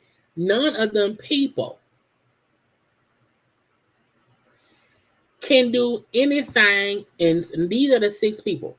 Okay, you got Carrie. Okay, and these people right here. I hate when they have all this fucking what's the ass up top? I can't even see nothing. The damn State Farm. I got Progressive. I don't need a quote from State Farm. Okay, get out my damn face. Okay, I don't know how can I get rid of it. So I don't understand the point of it. Like, y'all going up to do what?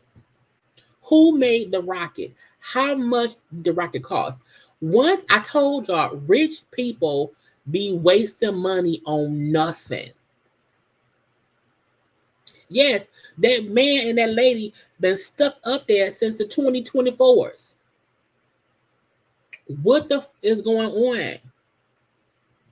Now, I have seen a clip of Gail saying, I was talking to Oprah, and Oprah said, if I did not go, I would probably regret it once they came back. If y'all die up there playing on Jesus' space station, then I don't want to go to space. You know why? God put me here.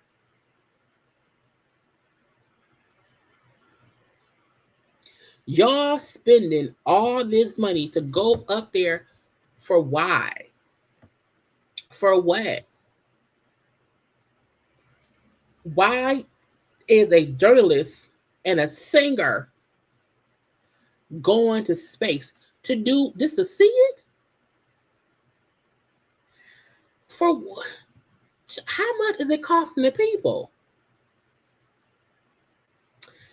She's honored to lead a team of explorers on a mission that will challenge their perspectives of Earth, empower them to share their own stories, and create lasting impact that will inspire generations to come. Bitch, what?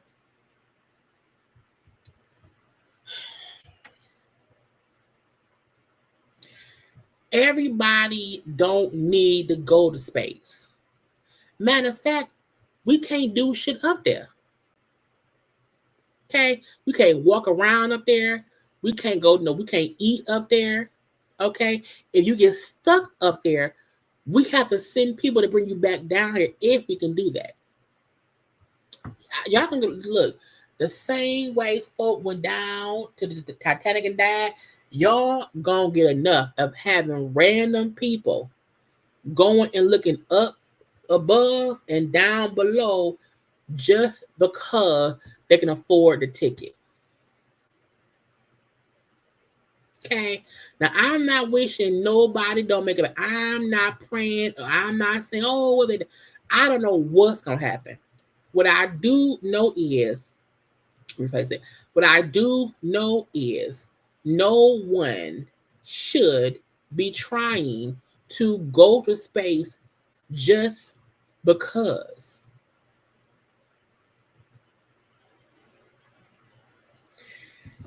I still feel like the fact that we have not seen anybody walk on the moon since it happened that first time. Not why do we only see folk go up there and be in a goddamn space shuttle? What's the point of it? America is in a kerfluffle. Okay, it's a bunch of bullshit going on. Okay, and y'all want us? Fuck Gail, fuck Katy Perry, and other fuck people too. Fuck all of them. Why are y'all doing that? Is a waste of money. But that's how rich people think. If I could question, I would say, Gail, what is you going up to the space going to accomplish? How is that going to help the American people? How much does it cost for you to go to space, Gail? Okay, it costs you how much? Okay, Gail, it costs you $200,000. Okay, you don't want to get it. California was just on fire. Whole community, half of the LA places is burnt down. And y'all taking y'all asses to space. A journalist, a singer, she can't even sing up in space. She can't. And unless they can tell me how this is going to impact the world, because regular people either can't go up there or don't want to go up there. So this to me proves y'all want to help rich people waste money. Period.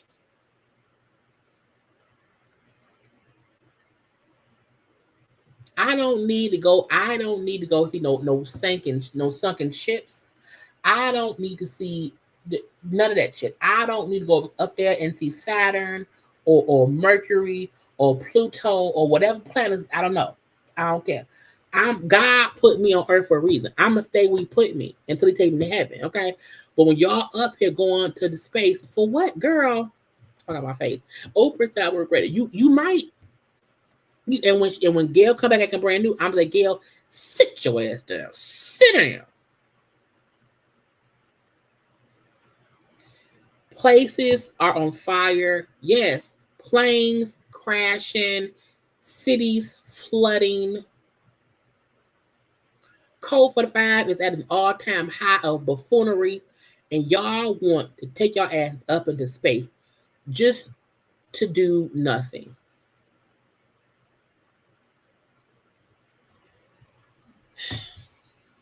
Let them go. Mm-hmm. And if your asses don't make it back, I don't care. Okay? If your asses get stuck up there, I don't care. Okay? Up and smiling because I'm going to space. Me and Katy Perry.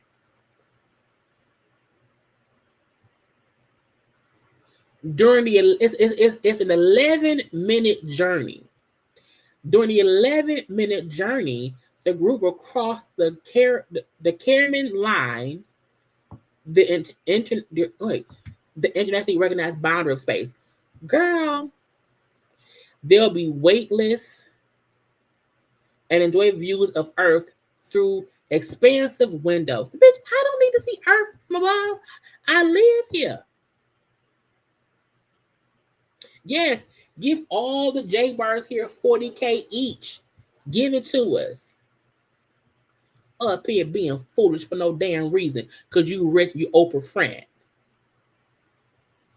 Anyway, y'all, Floyd Mayweather said that Trump is the best president ever. But we're never happy. Well, we had Trump before. We didn't appreciate him, but I think Trump is a great president. Actually, he's the best president in my eyes. He's the best president we ever had.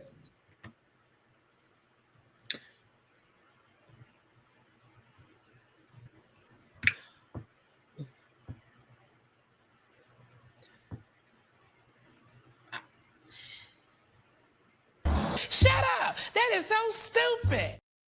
What is wrong with people? I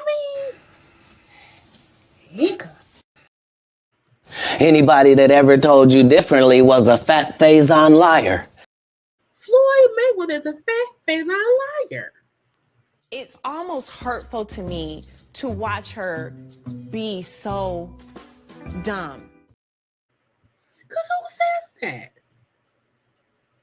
Again, we have to, I am a firm believer in, I can't support stupidity.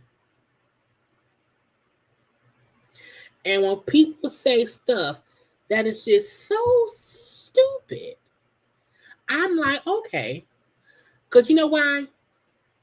He's at a point to where he has enough money where it don't matter what he say. Now, I mean, but if somebody kill him, you know, his money won't save him. You know what I'm saying? If all his shit burned down, you know, it won't save him. If he go to space and a space monkey bites his balls, you know, the money won't save his balls. People have the chance to say stupid things because they feel like they're so rich, it don't matter. Because poor Floyd would never say, oh yeah, Code 45, best thing ever. Best thing. I was like, it was all a lie. Guys, it was all a lie. She lied. Shut your mouth. Okay?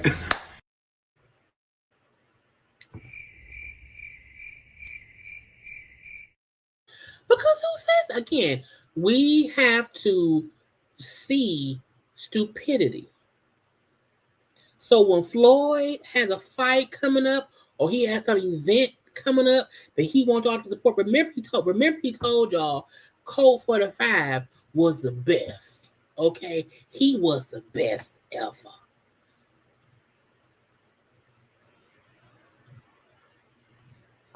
Oh, bitch.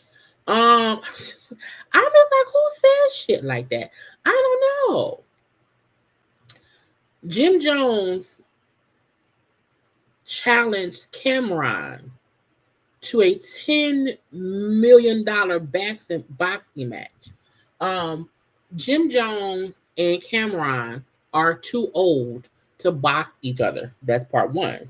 Part two is no one wants to pay $10 million for either one of you niggas. You hear me? Okay. Next up, Jim Jones, sir, stop. Y'all have ruined the Dipset name forever. Jim Jones is around here still looking dirty and stinky like he ain't took no bath. Okay, I don't know why Jim always looks like he hasn't bathed. Okay, I don't know why. Okay, I've never seen Jim Jones with his braids freshly braided. Okay, how are your braids always old? Okay, Cameron is child. You ruined Dipset for me. Okay, you ruined Dipset for me. Y'all ruined my songs and shit. So I don't understand Why? For what? Y'all going on podcast with Jim Jones going on podcast. You know, Cameron has a podcast. Has a podcast with Tim and Mace. What y'all fussing for? Y'all should not be making diss records to each other. And Jim, $10 million, nigga, you ain't no. No, not at all, sir. Cameron and Jim Jones boxing ain't worth $10 million. You wanna know why? Y'all can't box. Then I saw a clip of Jim Jones saying he can do a versus battle against 50 Cent. I was like, the only Jim Jones song I know is Ballin'. 50 Cent aggravates me, but 50 Cent has a few popular songs that I know. Why would you want to have a versus battle again? Delusions. Okay, so Jim, no versus battle. Okay, and no, we're not paying to see you box with Cameron, your old fart. I'm like, what is wrong with people? Jesus, fix it. What's the girl name? Jennifer Williams. So yeah, I might review the next season of Basketball Wives. I don't know yet. I gotta see. Y'all know she married that man. She married that man, Christian, who I felt like was a scammer. I did. They got married. That man had to go do some jail time because of some probation or parole shit and whatnot. Okay. Now a group of 20 plaintiffs have filed a lawsuit, okay, against her husband, saying he was a fraudulent investment person, okay, schemed and scammed them out of over $120K. And they said, let's see, accuses him of fraud, actual fraud, constructive fraud, and violations of the Georgia Racketeering, Influence, and Corruption RICO.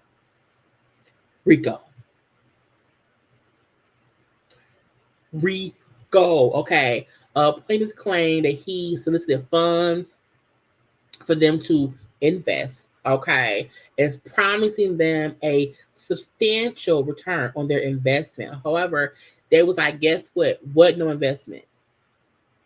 Okay.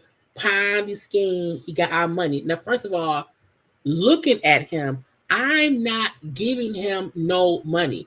He looked like he's scamming.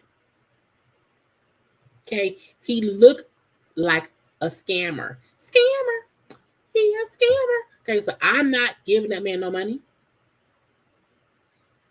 Okay, anyway, they gave that man this. It was a total of $120K. What $120,430.86. Who gave the 86 cents? Who gave the 86 cents? Okay, but they invested from $100 to over $25,000. Okay, they paid him via Zelle, Apple Pay, CashApp, PayPal, Bitcoin, or whatever. And then they got they gave him his money. They gave him their money, and he ain't get him shit.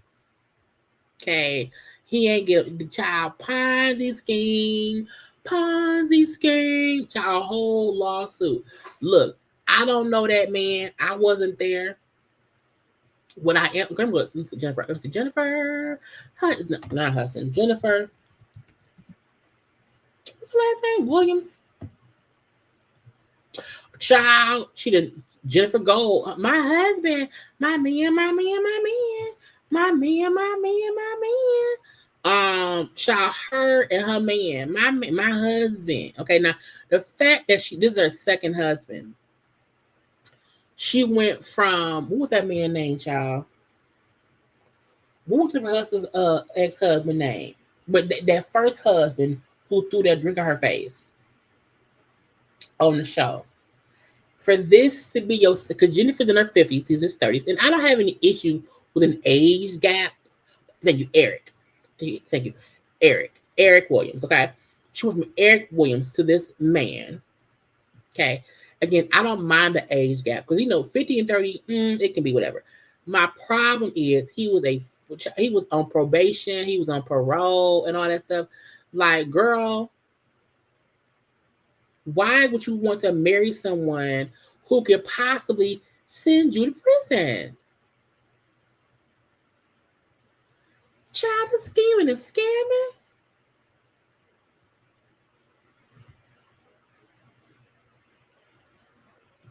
I just, look, love is love and that's fine, but you stupid.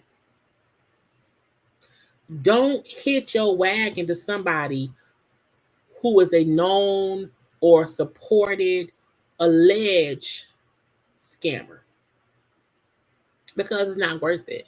And Jennifer is a beautiful woman. You know what I'm saying? She's gorgeous. Okay. She has her own money. Why would you pick this person? The fact her ex with Tim from Sweetie Pies, okay, she's a bad picker. Okay, she's a bad picker, and she picked. Now look, hopefully they stay married forever, child, and all of that goodness and whatever, blah blah blah.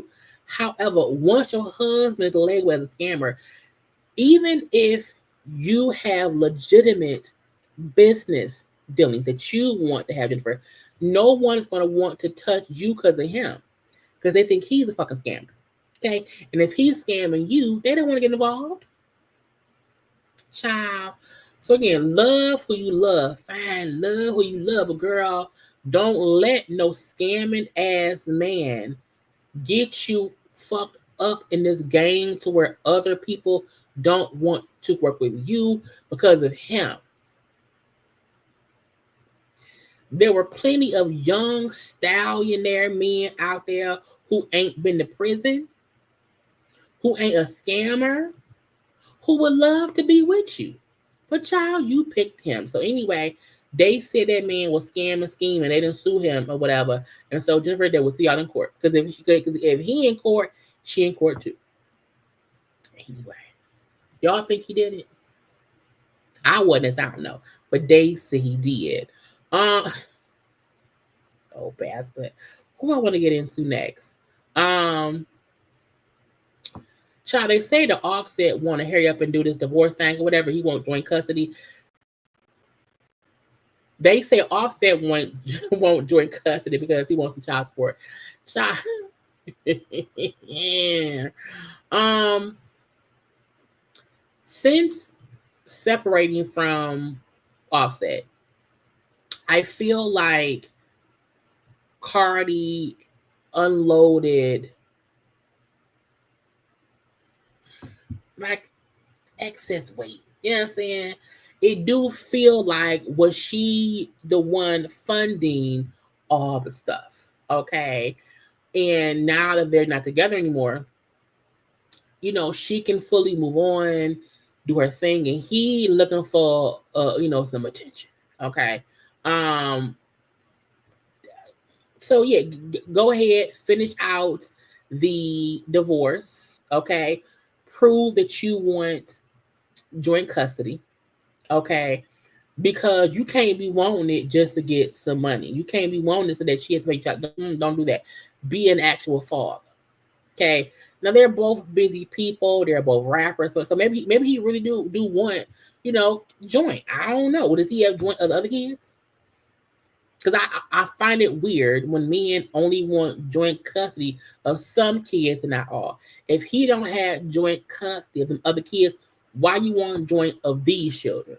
Okay, so that's my only question.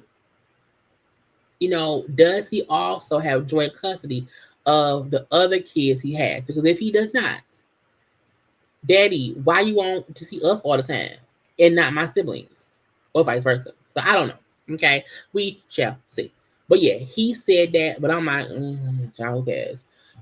Sarah, do y'all remember Sarah from Making a Man? Sarah was the only singer in the band, and she filed a lawsuit against it. Now look, Dawn filed a lawsuit. D Woods spoke out against Diddy. I feel like every artist who's ever worked with him in some way or other has spoke out in a negative way about his antics, okay? But Sarah said, bitch, I'm suing. Okay. She filed a lawsuit accusing him of abuse, mistreatment, and sexual misconduct from her time on Making the Band. TMZ supposedly got the records or whatever. Let's say she said that Diddy subjected her to humiliating and exploitive situations, including infamous cheesecake situation. Go get the cheesecake, okay, on the show. Let's say, where she and groomers were forced to walk, blah, blah, blah, blah. She claimed she was made to sleep in an open bay with 4 male cast members, despite being married under threat of being removed from the show. She refused. So again, some of the stuff is coming from the show, from back in the 2000s. He also alleged that Combs sabotaged her career by publicly disbanding the band. Girl, he did that with everybody. Diddy broke up and ruined every group he was in, not just y'all. He did that with Day 26, and he did it to every group. He ruined every group. Okay. Now the suit names Puffy, MTV, Viacom, also some bad boy employees, including his Diddy mama, and also his former assistant Farnsworth Bentley. Now, a lot of folks was wondering in all of this Diddiness, where is Farn? Because for a long time, if you saw Diddy, you saw him. So I do wonder what happened.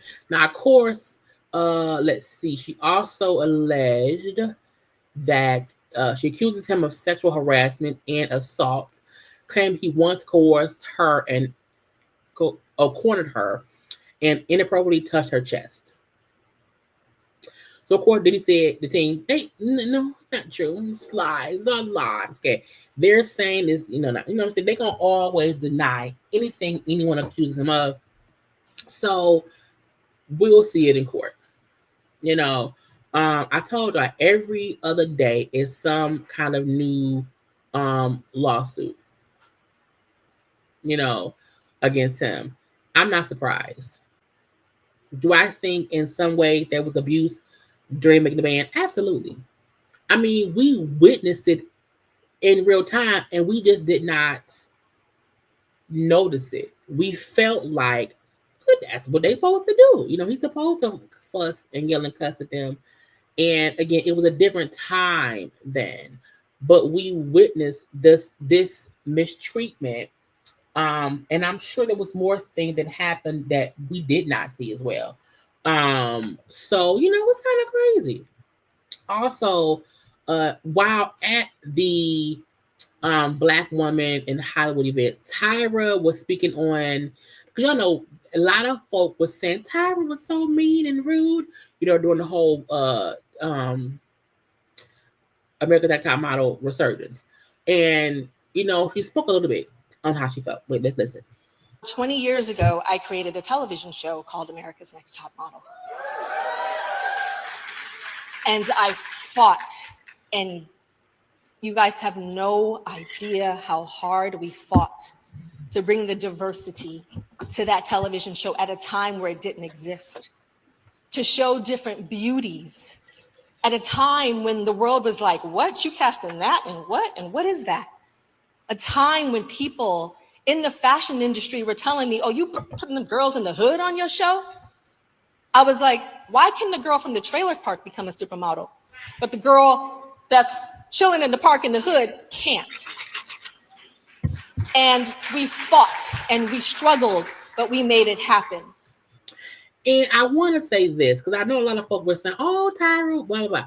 I think people forget America's Next Top Model was an bird's eye view of what the actual modeling world was about.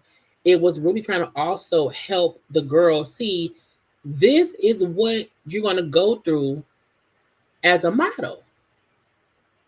And so many people in today's climate feel like blame Tyra, blah, blah, blue, when it wasn't just Tyra for one. It wasn't about being mean for two, but back then that was the modeling. That was the modeling world that we just did not know that's how it happened. They were trying to prepare them for when you go on set. It ain't about you. They will change your hair. You are a prop. And all it was showing us what that world was. And while now we see how problematic it was, that wasn't Tyra's making. That was the modeling world. So it does aggravate me that people try to blame her for it, not understanding every modeling agency did that to people. But folks want to blame Tyra because it was a TV show. Now I know some of the stuff that she did. Folks were saying how the different when they did the not black, they did a shoot where the girls were like different colors and different stuff. Okay. At that time, that wasn't an issue. At that time, that wasn't offensive. At that time, that just wasn't what it was. So you can't now say they were purposefully being this, that, or the other. It wasn't. That was how modeling was at that time. And Tyra's the whole point of the show was, let's prepare these girls who want to be models what it is. You will be judged harshly. You will be told yes, no, and blopty, blopty, bloop. Tyra wasn't the only mean one. I won't say mean.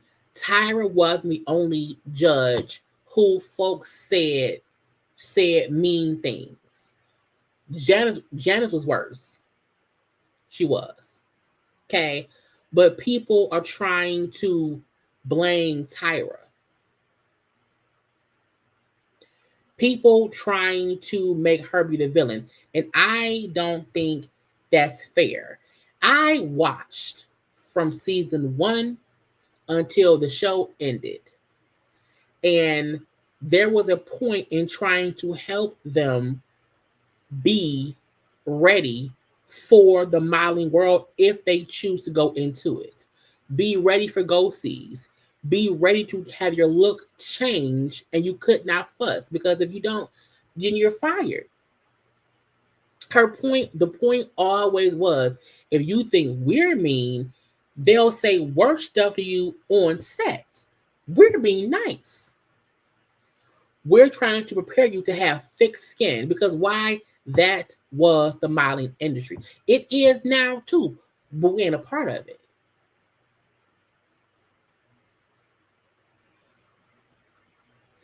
And we can't always go back and if we go back and look at anything from years ago and stuff that was okay then, it's not okay now. There's a difference between someone trying to purposefully be mean, hurtful, and trying to destroy and ruin people, or trying to bully people, or trying to force themselves onto people. There's that part of it. Or there's someone who was in the world of modeling, knew what it entailed, and said, hey, let's try to prepare the girls for what it was. That's what the show was. Good, bad, or indifferent. The same way as any new reality show. Love and Hip Hop, the Housewives, all of these reality shows have a piece of, well, you signed up for it. And Tyra said from the first season, this show is about what the modeling world is. We're going to shine a light on what we as models go through. And whoever wins, wins. Some will become famous, some won't, and blah, blah, blah, blah, blah.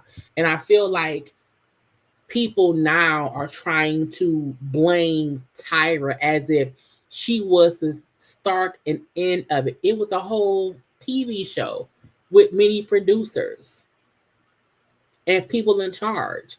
But I will never be the one to say Tyra was this mean, evil person who bullied those girls for fun and for TV and for ratings and for that. But no one is saying how horrible Janet Dickinson was or how judgmental Jay was. No one wants to mention the other people on the panel. So if you want to hold the show responsible for what happened, hold the show responsible. But let's not put all of that weight on Tyra's head. Let's not do that, is my point. Okay, anyway. Tyra said, leave me alone, bitch. Now, let's get to my last 2 or 3 things, child, because I've been on here long enough. Child, we's almost at 2.5 hours. Lord Jesus. We did Taraji. We did Jennifer. What Tamar think? Is that the same thing, child? Well, people was talking about Tamar because Tamar posted on her stories. No, but I hate the day that I moved to Atlanta. I want my life back so bad. I want my life back so bad, Lord. Get me out of here. No, but the laziness is killing me. And some folks say, girl, would they leave? What you here for? Why you here? Get out my face. You know what I'm saying? I feel like well, first of all, ain't they from like Maryland? Girl, a part of me feel like Tamar moved to Atlanta because it was cheaper. Once Vince and Tamar divorced, I think Tamar, the cost of living in Cali was a little bit too high. And Tamar said, child, I'm out. I gotta go to Atlanta, okay? And she's been in Atlanta. But I feel like if Atlanta is a horrible place to be, if I hate it here, move. Like I don't hate it in Michigan. I hate our winters, but our winters only last about a full month. You know what I'm saying? Because I don't mind the cold. I hate the snow and ice. But that is not an all the time thing. But if you hate it here, oh my God, I hate it here. Well, then move, ma'am. So a lot of folks are like, well, Tamar, but Tamar, attention. She be wanting attention, girl. And I'm like, Tamar, stop it. Okay, leave. And because I feel like, do she really have roots in Atlanta? And not only that, there are other cities in Georgia. So Tamar, girl, they don't care. They said, get out our state. Get out our state immediately. She won't leave. Ashanti did an interview with Angie Martinez. Okay. It was I think it's called In Real Life podcast and everything. And this was done after Herb passed away.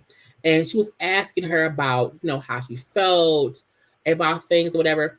And what I will say is Ashanti is being very much so politically correct in her commentary about it or whatever. She brought up how she was this, it was a sad thing that Herb died before they can kind of, reconcile business-wise, how she always wanted them to be cordial. She didn't want no smoke. She didn't want no beef with that man. And over the last few years, how it was just, that they were on the right, they were not on the same page about things. I like the fact that she always said, regardless of whatever happened with us, she never wanted to take from him how much he helped her career. And how, him dying so suddenly, how no one, was sick or whatever. But she was like, I had reached out before trying to fix things, years ago. And because we saw how he was, she's like, you know what? I don't want no smoke. Okay. Don't want no smoke or whatever. And that's how you can, because I like the fact that she was acknowledging it was sad that he died. She still felt and had emotions about him dying, but all she wanted was for them to kind of, just be cordial. I didn't want no fucking, I didn't want to fight with you, whatever. But that ain't what Irv wanted. You know what I'm saying? Irv, as we saw, was a bull-headed individual. Okay. But I love her saying that she wished peace. She wanted peace for him and for her, whatever, and that's probably the hard part because they can't ever get to that place of peace. Well, he had peace now, Jesus. You know what I'm saying? And I'm sure she is too, because you can't fix what someone else does not want to fix. I think Irv wanted to be right, and he could not let that go. And he until his dying day. Okay, I understand that. So again, that was cute to see her, just address that and stuff. I'm trying to Irv, and she went to the funeral. She paid her last respects. What can we do?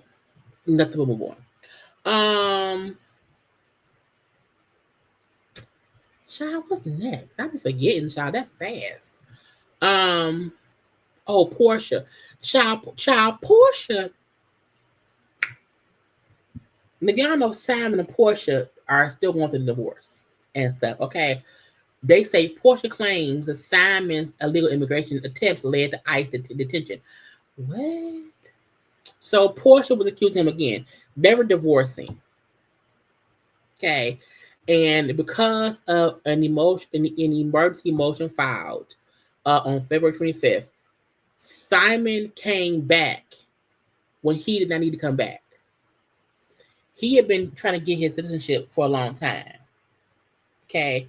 And she said, because he came back here, he didn't need to, because he was desperate to keep fighting her in court. He was desperate to fuss with her. And he came back to the U.S.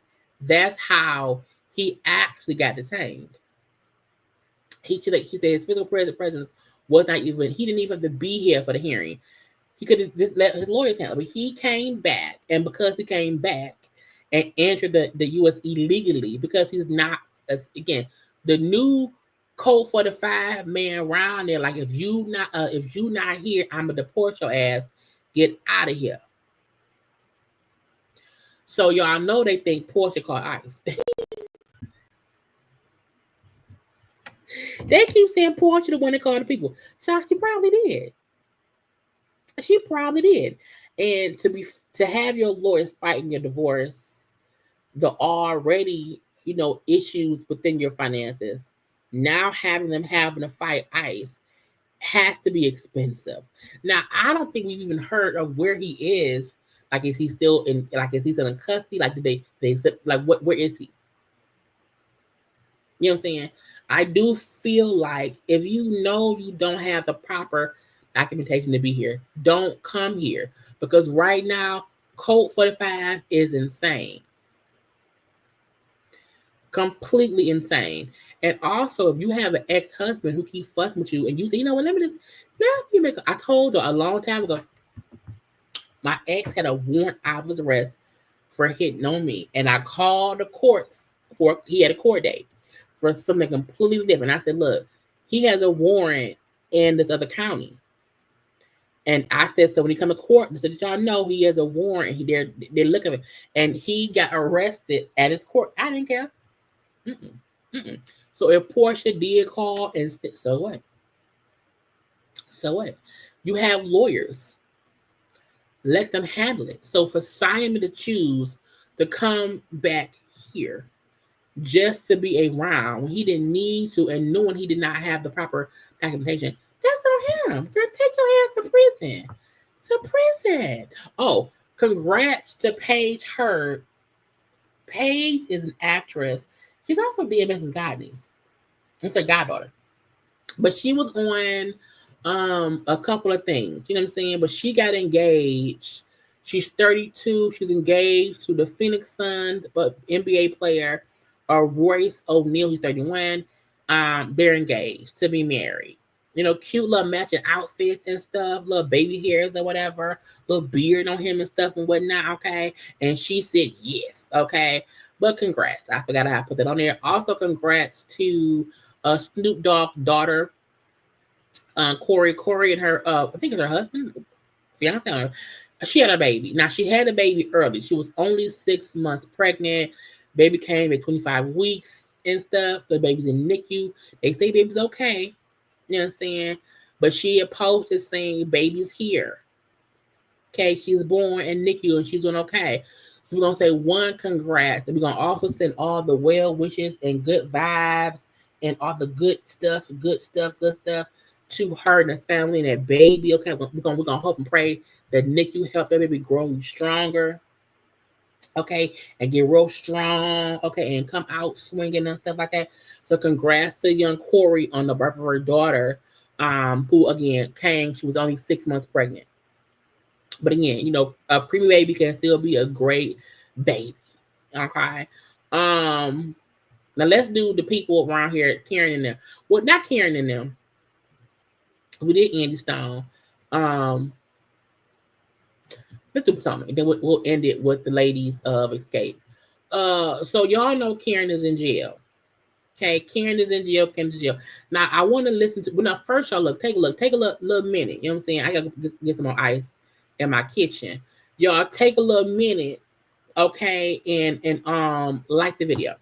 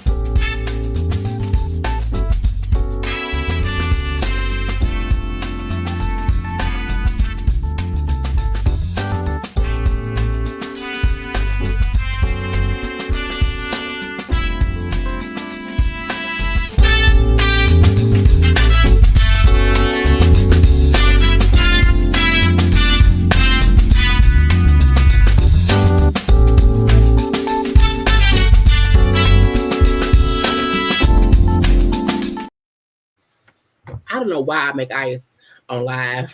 It gotta go to the thing. Let's get into Karen and them, child. So,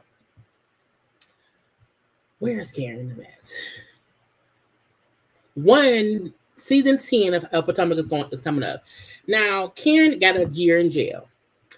I feel like they're not going to hold up filming. So it came out that, hey, Karen ass will not hold it up. Karen will be gone, but the film will commence. Now, the next season can be really good. Okay? The next season could be really good. Because Karen gone, Giselle and Wendy will be a dynamic duo next season. They should get rid of Ashley, bring in one newbie. Do not bring in Sharice. Do not bring back Robin. Do not bring back Candace. Yes, Candace should come back season 11. Because that's when Karen will come back. So Candace should come back around, because at that point, her baby is like 1 year old. Like she just had that little baby. Okay, I don't think right now is the time for her to come back. So Candace should come back around season 11. But Wendy has a chance to be a first seat person because Karen ain't there. I think for so long it was about Giselle and Robin, the Green Eyed Bandits, Karen and Giselle being first seat people. I feel like with Karen being gone, Wendy can really step up. You know what I'm saying? just get rid of Ashley. Either just get rid of Ashley and bring in one more newbie, because Ashley to me doesn't give nothing at all. You know what I'm saying? But let Wendy and Giselle be a dynamic duo. Keep Stacy. They're gonna probably bring Mia back and let Mia be messy Mia for more season. They should make Jazzy a flute holder. Demote Kierna, because to me she didn't get shit. You know what I'm saying? Again, bring in one newbie for season 10, because it's been the same cast for so long. It does need a bit of a shakeup. And even if they keep Ashley, put her as a friend of. Okay, make Ashley a friend of, because she ain't gonna show shit. You know what I'm saying? Make Jazzy a flute holder. But again, do not bring back. I don't want them to bring back Sharice, to bring in Robin, because all they're gonna do is talk about Karen. You know what I'm saying? They need some newness with this stuff. If they make Jazzy a flute holder, it'll be a bit better. If they put Ashley as a friend of, it'll be a bit better. Let Wendy bring on a friend. Okay, so she has some backup. And I mean a real friend, not a fake friend. And by fake friend, I mean they say, oh, this is so-and-so's friend. And it's just, no. Bring on an actual friend of Wendy who can be on this show. We don't need Jacqueline.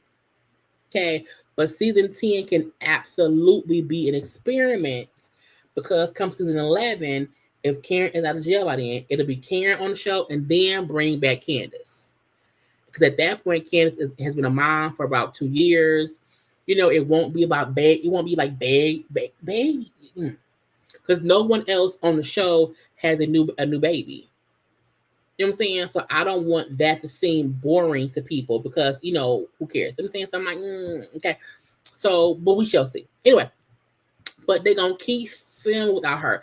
Now, Karen's full statement, child, to the people. And I had to put up myself because I wanted to be able to pause it when I want to. This is Karen's full statement in court. Ms. Huger, is there anything you'd like to say before the court imposes its sentence? Yes, Your Honor. All right, I'll be happy to hear from you. I prepared a statement. Didn't want to forget anything. Your Honor, I want to apologize for taking this case to trial. That's her. At least she knew that was stupid. Okay, this case should have never went to trial. But like, don't even say I'm sorry. Like, don't be sorry for taking it to trial. Be sorry that you even was drinking and driving. You know what I'm saying? That's the thing to be sorry about. I should have never been drinking and driving, because that was just stupid. You know, that is not something I should have done, because even if this did not go to trial, I feel like you still did it. You know what I'm saying? So the fact that it made it to trial don't matter. What matters is, girl, you was drinking and driving. But I also want to thank you for allowing me to have the trial. I think it was the mirror I needed to take a hard look at myself and the direction I was headed in. I think my prior cases, I showed up to court, followed the advice of my lawyers, got the case resolved, and went my way. Meaning, I thought this time too, I would just get off, because that's what I've done before. I would come to court, be seen in court, you know what I'm saying, get off, and then go back at the house and keep drinking. You know, and I think that's a sad part, that, again, when the judge was like, you kept getting off of stuff. You had 3 prior situations and you kept getting off for it.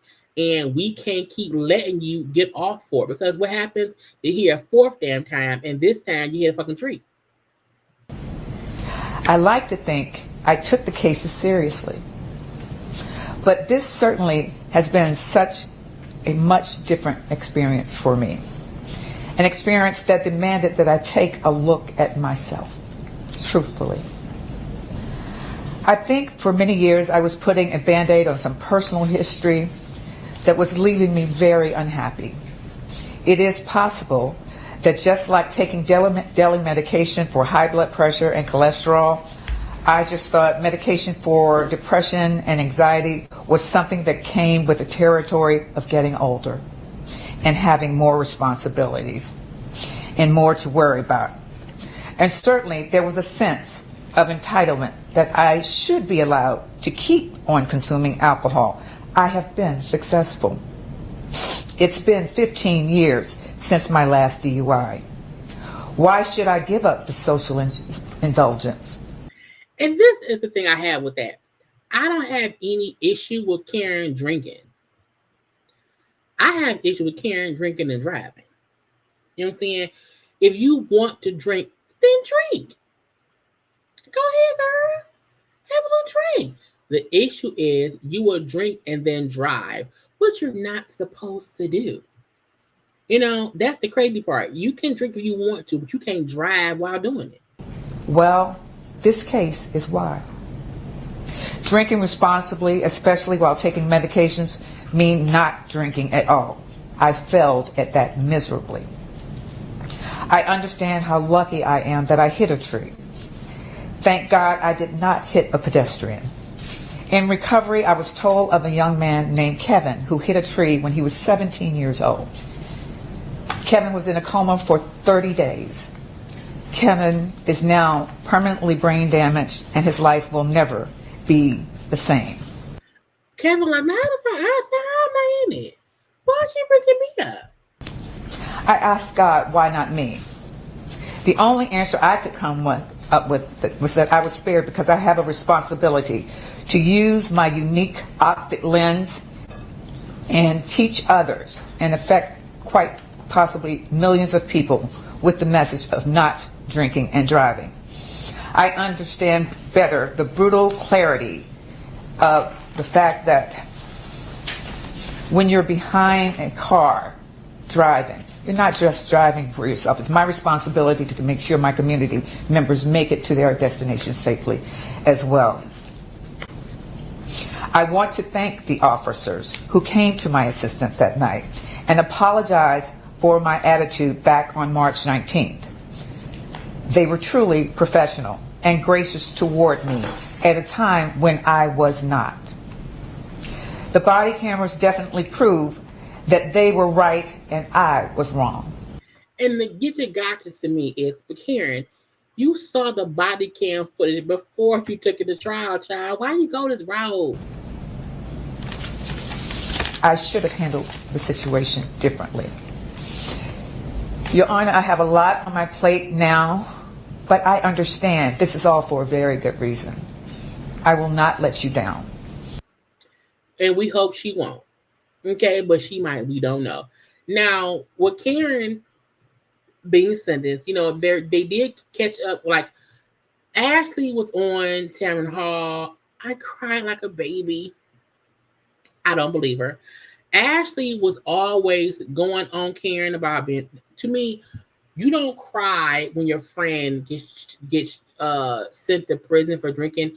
When you kept saying, we knew she was a drunk. I don't feel like it was a crying thing. It may be a shocking thing, but I don't think Ashley felt like bad. I think she felt like, I told you. You know what I'm saying? We seen Wendy was on the red carpet and her thing was, child, we'll be fine. You know, the show itself will be fine without Karen. I know Giselle was on her podcast and Giselle said something like, you know, she's worried about Karen because Karen ain't made for prison. To me, nobody is made for prison. No one. But, you know, the show must go on.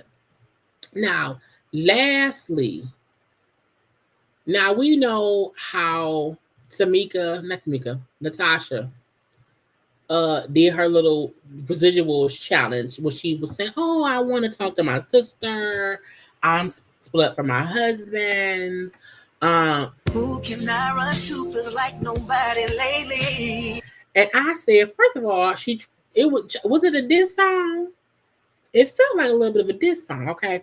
But she made folk feel like, she's talked to her sister, or she wants to talk to her sister, she wants to be better, and blah, blah, blah, blah, blah. Now, the problem with that is, guess she was lying. Okay? Marketing. Okay? Caught and busted. I think LaTocha don't realize how connected the other one to get on the air and say, no, that's not true. So after she did this thing right here, the brat, who was close with the girls, okay, reached out to Tamika, and Tamika came on and talked on the Ricky Smiley Morning Show. Good. So tell me what your reaction is to this, because I called you. I was happy. I was like, everything finna be worked out. And you, because y'all remember Tasha and Rocky did Ricky Smiley Morning Show a couple years ago, and the brat kind of called them out then. So I'm like, the brat gonna say something. You said. You know what? My sister's voice is undeniable. Yes. I always said that she was my favorite singer. She's gonna always be my favorite singer. She definitely ate vocally. Yes. But in real life, I think it's a genius marketing strategy for her new music. In real life, child, she ain't said shit to me. In real life, it was great marketing. No one questions if LaTocha can sing. We know she's a great singer. However, the fact that you put that song out knowing you had not even tried to reach out to your sister, who goes and write a song and then, puts it on the internet before trying to talk to said sister? Had you reached out to Tamika and she did not respond, she didn't accept a call, that's different. Then say, it's bad, like we still beefing, because you reached out and she didn't, respond. But you hadn't even talked to her. Child, you hadn't even talked to her. What are you talking about? It really is. We haven't, talked. She hasn't called me. My number's the same. The address the same. So if this is real, sis, pull up. I'm cooking now. Pull up. Let's do breakfast. Because the last time I saw her at a family function, I was on the dance floor jamming. Her and my mom walked in, and when they saw me, they walked out. And that kind of hurt me a little bit, because I felt like that was the proper, I feel like, we around family. Time. And if any type of reconciliation, I felt like if she probably walked up to me, I probably would have just fell in her arms crying. And the fact that she had not talked to not only Tasha, but to their mama. That's what's crazy. The fact that the mama is also in the bullshit. Yeah. I'm good. Walked out. So listen, my number is the same. My address is the same. Sis, pull up. Let's talk about these residuals. If this is, real, let's talk about the residuals. But it's definitely a great marketing strategy for her new music that's coming out. And marketing.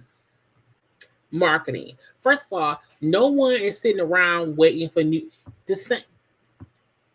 Tasha did the same shit with the gospel album.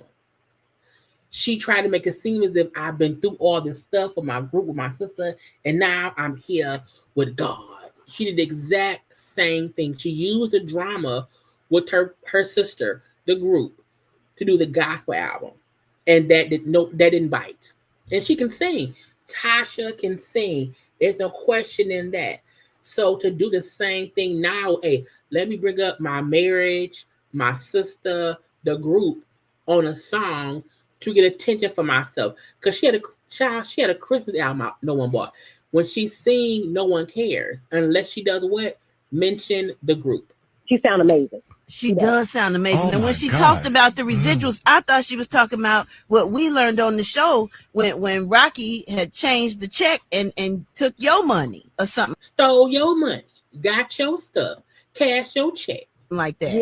Yeah. I thought that too. And I felt it until the end.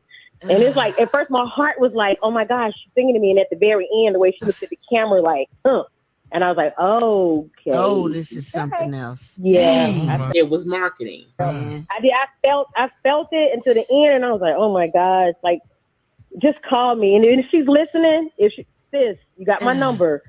You got my number. You got my address. Pull up. Let's sit down. I'll cook you a good meal. I throw down. Let's sit down. Right. Let's talk about these residuals. And that's the bad part. It feel like Tamika ready to fix with her sister. And Tasha just won't accept her role and the downfall of her sisterhood with her sister and the group too. And even how Rocky played a part in it. You know what I'm saying? It's the bull of the shit.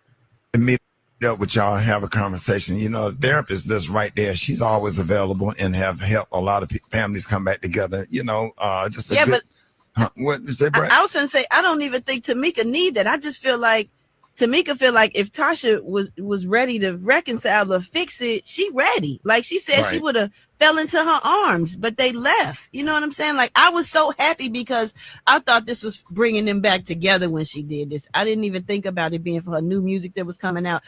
Because the child, Rocky and Tasha be scheming and scamming, stealing. Okay, this ain't stealing. This ain't stealing. Because that's who was he holding the camera? I just thought she was pouring her heart out, you know? Yeah.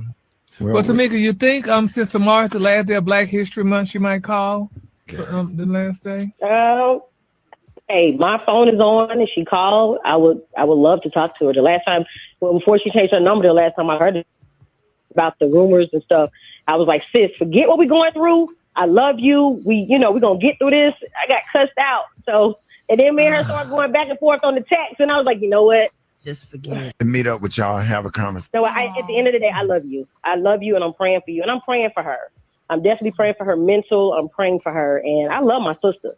Hands down. Y'all know I've always protected her. We know. And I will continue to protect her. Can't nobody say nothing about her to me. I love her. She ate on this Chris Brown challenge. She ate. Oh my God. She killed it. I never heard a girl do it, and she killed it. She absolutely killed it. Well, we're going to keep both of y'all in our prayers, man. We love both of y'all, man. Absolutely. Was in front of her house the other day. They ain't broke up. I wish that was true. Oh, wait a minute. Yeah. She said they ain't broke up. Like, yeah, I had some friends call and say he was jogging in front of the house the other day, and I was like, well, you know. So even her lying, saying that her and Rocky are together, and they are. Tasha is a schemer and scammer like a damn husband. You know what I'm saying? Like a husband. And I feel like a lot of folks felt like, oh, is she trying to be good now? No. It was a scheme that Rocky set up to bring us the bullshit. Now, Rakim was on the red carpet at the Essence Black Owned event, and they asked her about LaTocha's thing. Freestyle dropped yesterday. That was a little controversial. Can we expect an Exscape reunion anytime soon? I think she said it best in her. I think she That mean hell no, hell not right now. Addressed the issues with her personal life or the issues with her family, and then us. She mentioned us a little bit. I feel like fix what's happening in the family. And then it could be a talk about what's going on with us. Because realistically, I thought it was a little untrue talking about you got kicked out. When you get kicked out? I don't know about that. That didn't necessarily, that wasn't true. But I do think there was some issues that, some decisions on her part that made it to where, we ain't doing it, you know what I mean? So, yeah, it's kind of like you said you didn't want to do no shows with us, so we get our money. So our residual, meaning you left the group. We had tour dates, and you did not want to tour with us, and we kept it moving. So you didn't get kicked out. You left. You left to try to go solo, and it didn't work. And you did not. You could not come back and say sorry at all. Okay, so again, I know folk want to make it seem like, oh, she's turned a new leaf. Okay, she wants to be better, and we should like LaTocha. And I'm like, I don't believe it at all. You know what I'm saying? Again, she did a song, and it has, how many views it got? Let's see. Almost 847,000 views on the thing, which is great. But girl, if you still full of shit, what we gonna do? If you're lying about being separated, why you lying? If you have not reached out to your sister, why you lying? You were never kicked out the group, why you lying? How do you try to come back on a lie? You shouldn't do that. That's just dumb. You know, and this was more like a petty clapback to your group mates than anything else. And then trying to use, oh, I'm divorced, I'm separated now. I'm so sad, I'm so hurt. And y'all not even separated. Now, after Kandi said what Kandi said, and after, you know, they had Tamika on the Ricky Smiley show. Now, I can't find this full interview. I don't know which show she was on for V103. Tasha allegedly, was asked about Tamika, who had said they had not talked. She now says, "Oh yeah, we talk now." It's a really good talk. Okay. Yeah. Did she tell you like she thought this was kind of like a marketing ploy? And did she tell you about that? We didn't even talk about that. We talked about our sisterhood, and that's all I really wanted. You know, I didn't want to talk about the business and nothing else, and that's what we did. Okay. It was a really good talk. Okay. Yeah. Did she tell you like she thought this was kind of like a marketing ploy? And did she tell you about that? We didn't even talk about that. We talked about our sisterhood, and that's all I really wanted. You know, I didn't want to talk about the business and nothing else, and that's what we did. Well, I don't believe her. I don't believe her. Now, again, we heard Tamika say, "Call me, sis. Just call me." And her, so when I called her and we just talked about our sisterhood, and that's it. It wasn't about business. A part of me don't believe that to be true. Because again, why did she not just call her sister to begin with? You know what I'm saying? I don't trust LaTocha. I feel like she has no other eggs in her basket. She has nothing else that she can hold on to. And now she knows, okay, let me hitch my wagon to fixing things to my sister. Folks would then want to talk to me, and I can then say, okay, I got a new single out or whatever. So she's still using her sister in the group for attention. Because again, who was around here interviewing LaTocha before now? Nobody. Okay, nobody. And even her trying to say, well, I just talked to her about our sisterhood, not about the business, but that all is a part of why you fell out with your sister and your bandmates. So why try to address one thing and not the other? And I get, yes, fix your sisterhood bond, but that's gonna come with you having to admit your bullshit. The same way Tamika had to admit that she kind of lied on Kandi, or you know, with that whole Kandi messing around with Diddy, whatever, because she was pissed at Kandi, and because of Kandi beef with Tasha. The same way Tamika had to apologize to Kandi for her misrepresenting things, LaTocha needs to publicly acknowledge what she did on that show, what she did in interviews, and what she did after the show aired. You know, you can't hoodwink and bamboozle us into thinking, oh, you know, it's really about my sister, because it isn't. You're full of shit, okay? But we shall see. Anyway, y'all, guess what? That's it. That's all. That's it. That's all. Child, 3 damn hours. I am tired. You hear me? I am tired. Okay, I hope that y'all have already liked the video. Okay, 3 hours. Now again, I will be live tomorrow between 4 and 5 p.m. But again, I want to get into the fashions from the Essence event, and I'm sure it'll be some other things for us to discuss tomorrow, real quickly or whatever. But y'all, make sure to like this video. Okay, share it too. Okay, subscribe, all that good stuff. Again, for the month of March, I'm gonna try my damnedest. I'm doing my best to have content up every single day. Even if I'm not live, I will premiere things every day. So y'all got to come to my channel every day and see what's around here. I am going to review Paradise. I'm going to do 2 episodes per review. for the whole season. I'm going to be doing a review of Beyond the Gates. I'm going to do all the week's episodes on Sundays and stuff. Okay, so I'm going to put some content out for y'all because I need to just be more consistent, child, and this I'm gonna do. Okay, but I love you all. Okay, I want y'all to finish enjoying y'all Saturday. I'm about to go enjoy the rest of my evening and stuff. Okay, and then I will talk to y'all tomorrow and stuff. Okay, love y'all. Be safe. Be good. I gotta go. Bye.